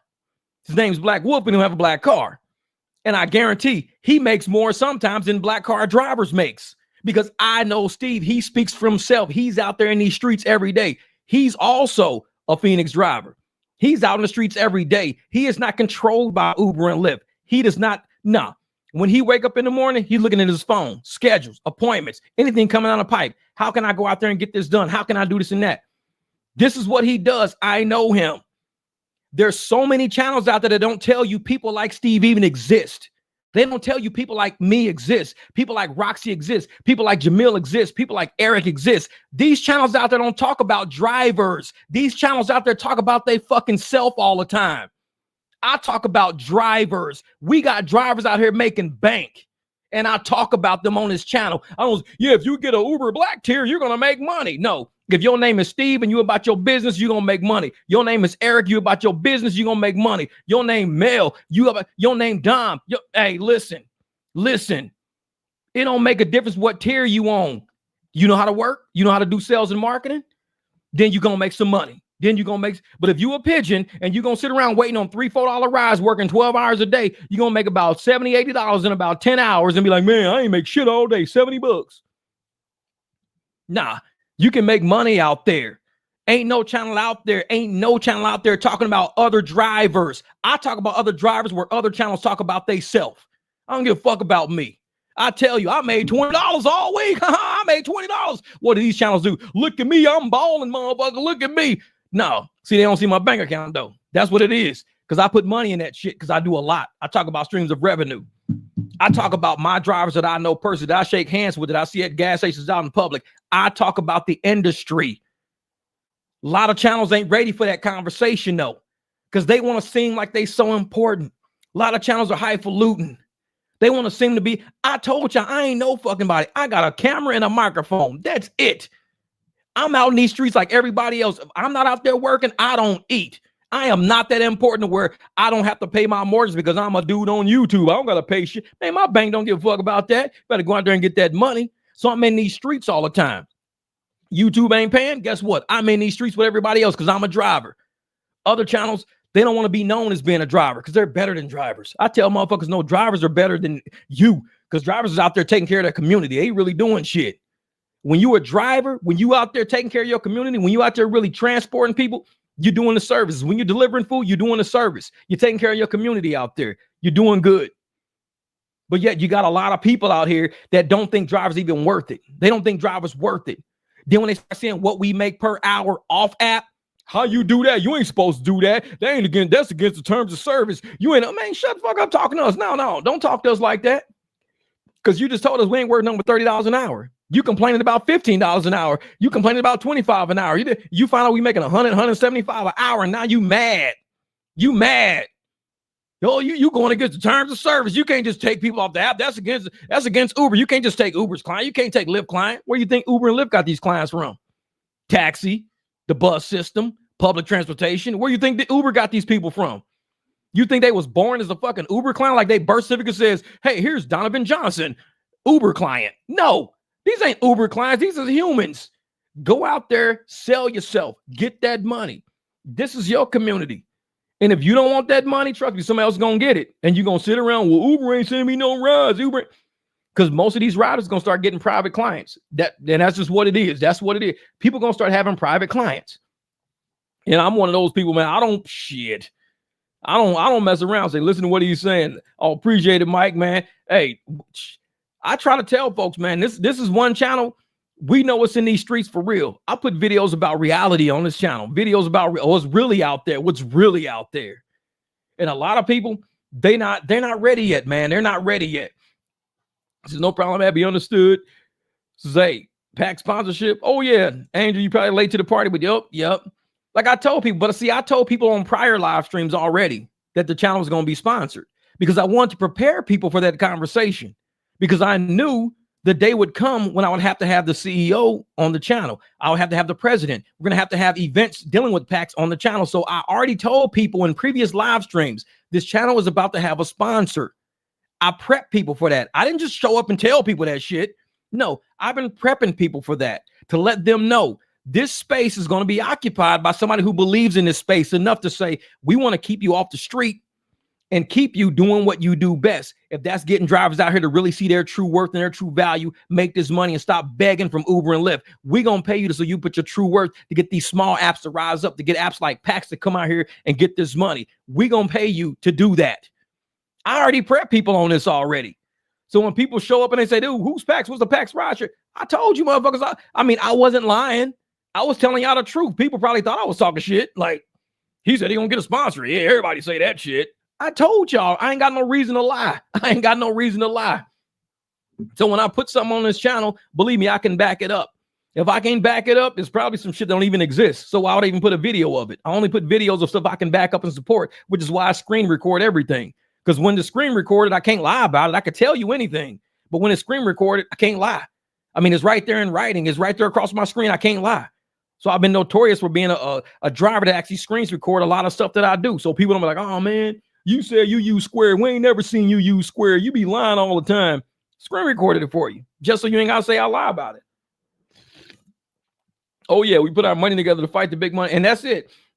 We put our money together, our time, our energy, and our focus. Once you put your focus on something and you go, hey, you know what? We're not focused on Uber no more. I'm not sitting on that app for 80 hours a week. I'm not focused on Lyft no more. Sitting on Lyft for 70 hours a week. I'm putting because if you don't, let's think, if I can make let's say $100 an hour, because Lyft right now got me saying I'm making, I think they said I'm making like $90 an hour. Let me go see. Yeah, Lyft says $90 per booked hour, excluding tips. Now, I've driven on Lyft this week for a total of 24 miles, 59 minutes, and I've made $109. So I made $109 in 59 minutes. So if I can make $109 an hour, $109 an hour, and you tell me 80 hours online, even 60 hours driving, even 60 hours, I should be making $6,000 a week with the way I drive. So if I'm not making $6,000 a week, I'm only walking away with, let's say, $2,000 a week.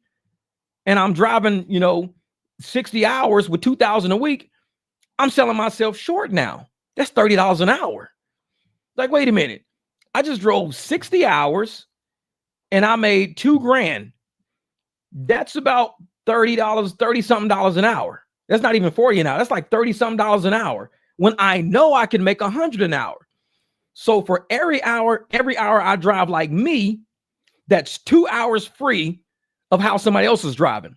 So somebody else has to drive 3 hours straight to equal what I can do in an hour. I can do this shit in an hour. And what am I going to do the other 2 hours? Sit on a live stream. What am I going to do with another 2 hours? I don't know, wash my car, sit in the parking lot. So I'm not going to sit there and know that I can make $60 in 1 hour. I can make $60 in 1 hour driving 24 miles. And if I did this for 60 hours this week, even if I did it for 40 hours this week, for 40 hours, let's multiply everything across by, 4. So I would drive that would be $4,000.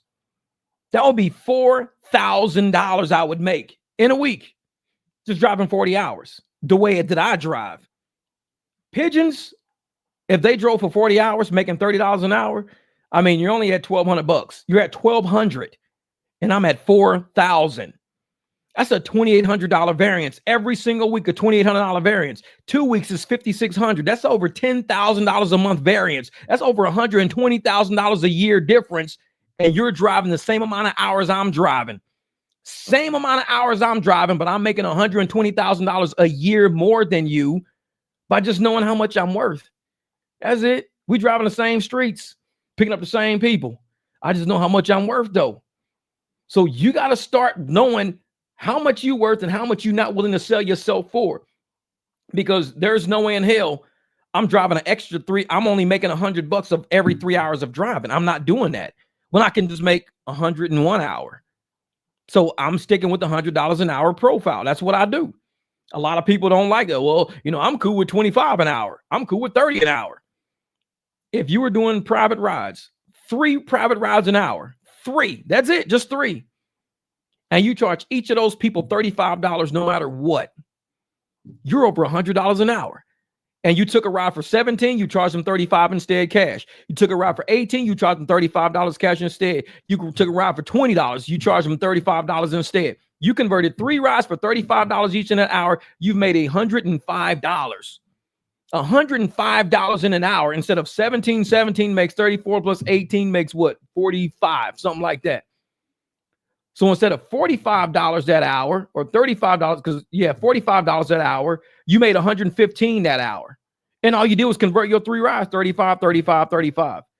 If everybody who got in your car, you said, hey, everybody give me $35. I'm going to do 3 rides an hour every day. And I'm going to do 35, 35, 35, 35, 35, 30. And you just kept doing 35s all fucking day. I'm going to see how many rides I did on Lyft for that. I don't even know how many rides I did. Oh, where am I at? Oh, here we go. I did 3 rides. So I did 3 rides for 109. Now I said 3 would make you 115. I said 3 would make you 115. I did 3 rides for 109 in 59 minutes. 35, 35, 35. That's it. That's all it's going to take. Keep converting rides. You don't got to do a ride for $100 a pop. You ain't got to do that. Oh, I need to get $70 this ride. No, you don't. 35, 35, 35. And you divide 60 into 3, 20. So if you do every 20 minutes, you make $35, 35, 35, 35. You're good. You're good to go. But it's a discipline. You got to train yourself. Every 20 minutes, you can't make $10 or $11 every 20 minutes. You're not going to get that 35. If you're making $10, $11 every 20, 30 minutes, you're making 50 cents a minute. At 50 cents a minute in 60 minutes, that's going to be $30 an hour. When I'm sitting at $109 an hour, that's a $79 difference right there. So you're at 30, I'm at 109. $79 difference. $79 difference every single hour of the day. So if we work 10 hours that day, I'm at $790 more than where you're going to be at because we're at a $79 an hour difference. If I'm at $100 an hour, I should have $1,000 after 10 hours. You're at $30 an hour. You got $300 after 10 hours. $700 difference right there. $700 difference because you didn't do 35, 35, 35, 35. I know this ride saying $17, charge you 35. Oh, I know this ride saying $20, tell you what, I'll charge you 35. Keep doing 35 and let that be your number. and you find out, hey, how I'm gonna do this? 35. There's a way to do it, but you got to have that discipline. Without that discipline, trust me. And this is one channel, like I said, I teach people. Yeah, $1.81 per minute. And that's good. I always say $1 a minute is good. I say $1 a minute is good. $1.81 per minute is excellent. That's excellent. I could do that. $1.81 per minute. And that's not counting no miles at all. Just give me $1.81 per minute. Well, what about miles? I don't care about miles. I'll drive where you want me to drive to for $1.81 a minute. Shit, now I'll take the streets. I don't even take the highway. I'll take the streets for $1.81 a minute. It don't make a difference. You pay me $1.81 a minute. You're not even worried about the miles. So in 5 minutes, I just made $9. $1.81 a minute, I just made $9. $9 in 5 minutes. Every 5 minutes, you give me $9. That's $18 every 10 minutes. I could do that. $18 every 10 minutes. Let's do it. Shit. Don't even count how many miles you're driving. Doesn't make a difference. You give me $1.81 a minute. So when you setting up your business model and you setting up a way how you want to do business, make sure you thinking this shit through. Uber and Lyft is going to cloud your vision. That's what they do. They keep you busier than a damn full-time job, but they call it a hustle. Oh, this is just a side hustle. It's just a side hustle. It ain't nothing but a side hustle. They tell you that shit to trick you into thinking you shouldn't be making a lot. It's just a side hustle. It ain't nothing. It's just a little side hustle. That's all. Okay. So if it's just a side, yeah, we're going to give you like $15 an hour. Just a little side hustle. It ain't your real shit. It ain't your main shit. Well, this is my main life. If it's my main life and I'm making money, then this is my main money because this is my main life. Like I tell motherfuckers, no, this ain't no side hustle because I don't have side bills. All my bills are directly at me. So I need to make money that's directly at me. I don't have side bills. Oh, yeah, man, this is just a side hustle. You ain't supposed to make a lot of money on a side hustle. A side hustle is a side hustle. Like, shit, I'm making $100 an hour with a side hustle. And everybody's like, how are you making $100 an hour with a side hustle? I don't even get that at my main job. Then your main job is the fucking side hustle. Then you better be out doing what we do then. It's like, shit. Yeah, think about a quarter spinning on the table. Exactly. And I tell folks, man, you got to, what up, Duato? This is what I miss, man. And I tell folks, oh, yeah, CEO of United Healthcare. Yeah, I know it, man. That's crazy shit. And I tell folks, man, if y'all going to really be out here in these streets, really trying to make this money, you got to understand how much is involved. We got, anywhere from $25,000, $35,000, $40,000 pieces of equipment we driving around. There is no side hustle using a $40,000 car. That's not a side. That's your shit right there. I mean, there's people with cars not even looking like ours, not even at our level of cars. There's people out there, cars barely on their last leg, and they use that shit to get to and from work every day. And if they didn't have it, they wouldn't have a job. This ain't a side hustle. This is real because we got to keep these cars running every day. This is hard. This is hard. So Uber wants me to go to LAX for 23, but I charge 60. Exactly. Because, I mean, you got to get your money. I mean, you can't sit there and let these apps beat you up. They had people the other day going to the airport for $6, $4. I think one was $3 from the airport to downtown was $3 or something weird like that. It was like from the airport to downtown. They were trying to get this lady to do it for $3 and some change. From the airport at Sky Harbor to downtown Phoenix, $3 and some change. I'm like, do you know how much traffic is at the airport? I mean, it would take you 20, 30 minutes just to get into the airport and out of the airport. So you telling me 20, 30 minutes of your time, they're going to give you $3 and some change. That's like $6, $7 an hour on your fuel. And Uber was paying that. Uber was paying that. See, that's when you roll up to somebody like that. And you go, hey, you know what? It took me like almost 20, 30 minutes to get here. Tell you what, $30, man. I'll get you down there $30. Let's go. Well, on Uber, I paid 26. Well, consider it a $4 tip. I'll do it for $30. No, I'll just leave it on the app. Cancel, drive off. Because I ain't doing it for no $3. I can tell you that much. I do it for $0 before I did it for $3. Because what you can do is cancel and just go sit up at the parking lot at the top of the airport. You ain't got to go down now. So hopefully, like I said, a lot of people out there, who's willing to pay a quarter ride to have a shot at taking big ticket AI? See, Daytona Uber is doing it because robot AI is taking over. So what we got to, like I said, what we got to do, man, is we got to get serious. We got to get serious this year. And 2025 is going to be the year of the small apps. This year, we said it was the year of the cash ride. Cash rides have been going amazing for everybody. Been going great for everybody. Now people are to the point where your client book is filling up and you've got enough to possibly walk away from Uber and Lyft. So you walk away from Uber and Lyft, you now have 4 other apps on your phone that you could pick from. So you're like, hey, today, I don't got no clients. I'm just going to have the apps running, sit at home, drink some coffee, kick back on the internet for phone buzzes. Somebody from the airport needs a ride. You go pick them up on one of the 4 apps. You don't even got to use Uber and Lyft, because Uber and Lyft's going to have you go to the airport to try to take somebody for $3 from the airport to downtown. $3. Use one of the 4 apps. They're going to pay you $17 to do it. Take the $17, because the person probably paid $24, $25 for the ride. Take the $17. Don't do it for $3. So 2025 is going to be year of the small apps. And I cannot wait. I cannot wait to meet all you drivers. Like I said, if you're in Arizona, I'm going to put it back in here again. It's paxapp.io. So that's, I just, in the description right there, I just put the paxapp.io. I'm going to see something real quick. I'm going to see if I can find it right quick. paxapp.io. Let's see if we can find it in here. Oh yeah, bam, there it is, right there. So let me see something. I'm gonna do this real quick. I'm gonna see, because I forgot. I could go back and share my screen again. There we go, right there. Bam. Fixing the ride service industry for good. Fair, transparent, professional, developed by drivers for drivers and their passengers. See, I love how they put developed by drivers for drivers first. When you go to Uber and Lyft, it says develop to help passengers and to help riders. And it always talks about riders. Even when they interview the people at Lyft and Uber, they never talk about the drivers. They always talking about the rider. It's like, what about the driver? Oh yeah, you guys are out there too. So yeah, but this is what I like about this app, man. This thing, like I said, and that's how we all got to dress. We got to wear our little suit coats and everything. I'm gonna do like this real quick. I'm gonna pull myself off.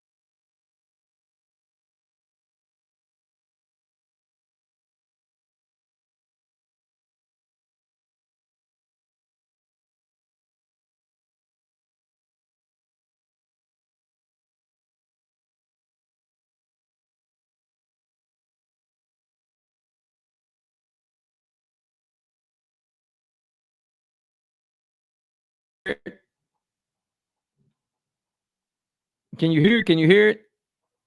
Can you guys hear me now? What do you mean no sound on what? No sound on the website? Or you meant me having no sound? Somebody answer. I don't know, man, because I don't know. Okay, you can hear me. I was making sure you was like no sound. Like, yeah, what up, Jesse? What's up? But no, that's crazy though. So because Daniel was just talking about that, saying this is in the side hustle and all that. Well, I was talking about that, and here it is right here on the site. Love it, love it. And here's the PAX VP, is our VPs aren't just best in the business, they're leaders in the community. They manage our elite driver teams as they coach and create our culture of excellence. Their contribution is rewarded with monthly bonuses and opportunities to receive equity contingent on performance benchmarks met. This is where I meant the retirement. You can actually start building a retirement with PAX. The longer you stay in PAX, and you could be with Uber. And you can leave, you can bring people to Uber all the time. Bring people to Uber. Uber's going to give you $100, $50, give you some dumb shit. But PAX is like, if you come in and you can teach people how to be better drivers, teach them how to take care of their cars, teach them how to do things, how to get clients, how to this and that. If you can come and teach people, we're going to reward you by saying, man, the people on your team, you guys are killing it, man. You guys are killing it. You get monthly bonuses. And just like we do, I take my teams to, I say, hey, man, I'll take you guys out to sushi. Saturday, we're all going to sushi. It's on me. Hey, Friday, we're all going here. It's on me. That's what you do when you get bonuses from companies and shit like that. You take care of the people who help take care of you. If I get bonuses from my team, everybody getting a free full tank of gas on me. Okay, so I don't know. Maybe the sound went. Oh, because I pulled myself off the stage. I think that's what happened when I pulled myself off stage. Totally forgot about that. Sorry. So when I took myself off stage, the sound disappeared. That's what happened. Sorry about that. Whoops. Yeah, but it's like when I'm sitting here and I'm seeing how all of this stuff is set up, like it's set up like retirements and things like that. And I'm like, this is basically where, like I said, your car cannot be running. Your car can break down, things like that. And here you are still helping people make money. And because you're helping people make money, PAX is going to take care of you. PAX is like, and so when people be like, well, how come we only get 65% of the revenue? How come we don't get more of the revenue? I mean, you see what Uber and Lyft is paying, 30%, 20%, 40%, 50%. Sometimes they'll give you 60 or 70%. Then they'll drop all the way back down. Sometimes they'll pay. It fluctuates all over the place. With Lyft and with PAX is just a straight flat fee. Because what they're doing, the 35% is all the incentives they're building it within the app. Yet you hear people like Dara at Uber. What is it? Well, the reason we're going to become more profitable is by doing away with driver incentives. That's what Dara said. Dara said the way we're going to become more profitable as Uber is by doing away with driver incentives. Yet you got apps like PAX coming up, and guess what's on their page? First thing they come up with is incentives. The first thing they say is, hey, we need to come up with driver incentives. Oh, shit, that's what's up. Look at this, Driver Pro benefits, monthly bonus checks. That's monthly bonus checks, PAX event invites. So they're going to have events. You get quarterly bonuses, equity based on benchmarks. That means you're getting stock into a company. You're getting stock into a company that may one day be sold, may be bought out by other shareholders. Let's say a shareholder says, hey, I want to sell my shares, sell my stock out or whatever this and that. So you guys are going to get a payout. What? Yeah, you guys are going to get a payout because I'm selling my shares out. Next thing you know, you're like, bro, I had no idea. I just got like, $3,500 like check from what? One of the staff, one of the investors sold his shares out, and we all got a little money up, man. This is pretty cool. When you sitting there and you're seeing incentives from what apps are doing, this is how it works. So you can join the PAX Driver Network. So you send your email. How'd you hear about us? So let's do like this. Then we'll put YouTube. Boom. Put YouTube. All right. Submit. So now I just joined the PAX Driver Network. All you do is this. Thanks. We receive your submission. So you just put your email address in. How'd you hear about us? YouTube. Done deal. And I would like it if you do go to the channel and say, how did you hear about us? Make sure you put YouTube, because we want to know exactly how many drivers are hearing about this through YouTube versus other, like maybe a driver talked to you at the airport. That lets us know that drivers at the airport are talking to you. Or, I just heard about it sitting on Facebook. They got Facebook on there. I heard about a guy on Facebook talking about it. Make sure you see that. But yeah, so you can join our PAX network. It's driver application or our network. And here you can schedule a driver. Let's say schedule a driver. Let's see something. I want to see what this looks like. Is it going to pull up? Hey, here we go. So here's drivers and cars list. So here's Danny, and he says, I'm a dedicated to providing safe, reliable, and high quality transportation. So can I click on it? Well, I can view his schedule. Let me view his schedule. So let's view his schedule and see exactly what Danny's schedule looked like, if he can pick me up. He's got a Tesla Model 3, a 2023 Premium. And this would be where his, here's the driver schedule request. First name, last name, email, phone number, ride date, pickup location, address, drop off, pickup time. I am 18 years or older, submit. I am not a robot. And so I can actually schedule a ride with Danny right here. And PAX is one of those only websites that are going to have it to where you can go on and see which driver you can get. Danny, Eleanor, Dan the Man, Argyle. So you can say, I want to see Dan the Man. I want to schedule with Dan. I want to schedule with Eleanor. One of the only websites for rideshare that allow you to do that. Or you can go through and schedule by make and model. You say, I just need a Denali. So you click a Denali, all the Denalis pop up. Since Argyle's the only one, he's there. If I say, I want a Ford Expedition, all the Expeditions will pop up. If you say class, I want executive or executive classic. So let's go all here. That's everybody should pull up. So I want to go executive. Who's an executive? Of course, Argyle. Let's say premium. Who's premium? Now, they don't have it like that. Driver. Okay. They should have driver, male, female too. So they pull up a male, female thing. But yeah, this website, man, it's going to be all right. I think if PAX is a professional and excellent driver. Yeah, exactly. Oh, yeah. Oh, yeah. So we're going to do it. I like that. PAX means peace. And there's another word for passenger and rideshare lingo in short print type. Yep. So I'm telling you, man, this is going to be all right. I think it's going to be all right. We're going to remove that from the stage. Bam, there we go. Yeah, so I'm back. I'm back on live streams, y'all. Man.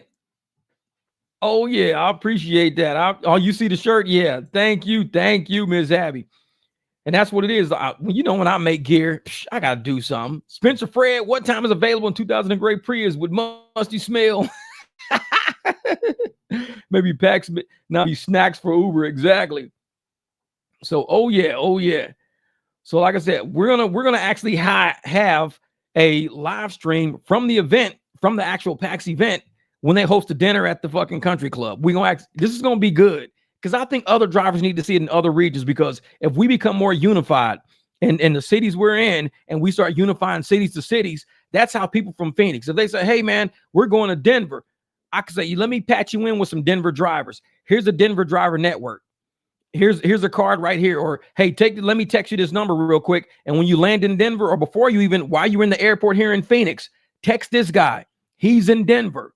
So text him before you leave to make sure he's available to schedule to pick you up at the airport, or he can have somebody pick you up from the airport. Once we get the Phoenix network we can have the Denver network, the LA network, the Atlanta, New York, St. Louis. I mean, we can always have us in each other networks to be like, hey, this is what we're going to do.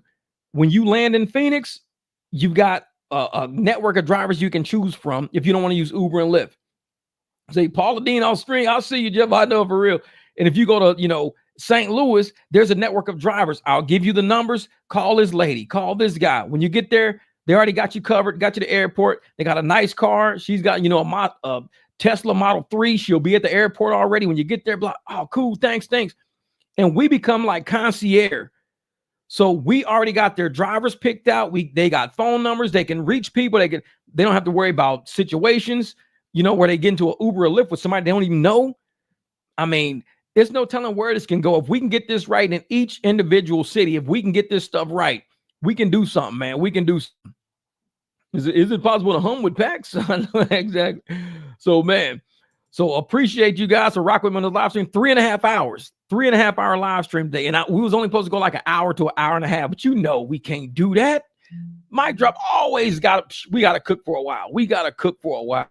But I appreciate you guys. I will be cutting this live stream up because I want to take the PAX stuff out and have that as its own individual, video. So when people want to understand about PAX, that'll be one of them. And I'll have a whole playlist on my channel that'll just be PAX. That's it. Because I want people who want to sign up and understand what we're actually doing. And we're not going to puppy mill drivers to death. We're going to actually have certain drivers who really want to see this as a career, not just as, yeah, man, it's just like a little side hustle. I don't want nothing else to do. We're looking for something a little different. And we're going to help build this app because these guys are giving us an opportunity to do this with our vision, our insight. They're giving us time to do it. So, man, this is audio off. Ivan's on that part right now. Man, so I appreciate you guys. I will be chatting with y'all in a while, man. I got to get going. Man, much love, much respect on all the super chats, man. You guys are always willing to take care of me when I'm not out driving, trying to pay for the bills around here. At least you guys are donating to help keep this channel up and running, man. Appreciate it. Appreciate it. All right, DB, go out there and get it, brother. Let's get it. Let's get it. Yup, that's it. Arizona, we to 300. The rideshare news now. Not only that, I hope we become a definite mental, spiritual crutch for people out there who are just done with Uber and Lyft's games, all their little racketeering and all their little money laundering shit. We're done with that. So let's start, exact solidarity. Let's start trying to get together. Let's keep this going, man. This is what we're going to do. Young boy, I appreciate you, brother. Thank you for the support. You know it, man. I'm going to start trying to drop more live streams again like we used to. If I can get back up to 3 live streams a week, man, this is going to be good. This is going to be good. We're going to make a comeback, brother. The barbecue don't stop. We just firing the grill back up now. We firing the grill back up. All right, man. I'm going to check y'all later. Y'all be easy out there. Much love. Much love. Hold on for a second, Ivan. I pulled myself off the stage by mistake.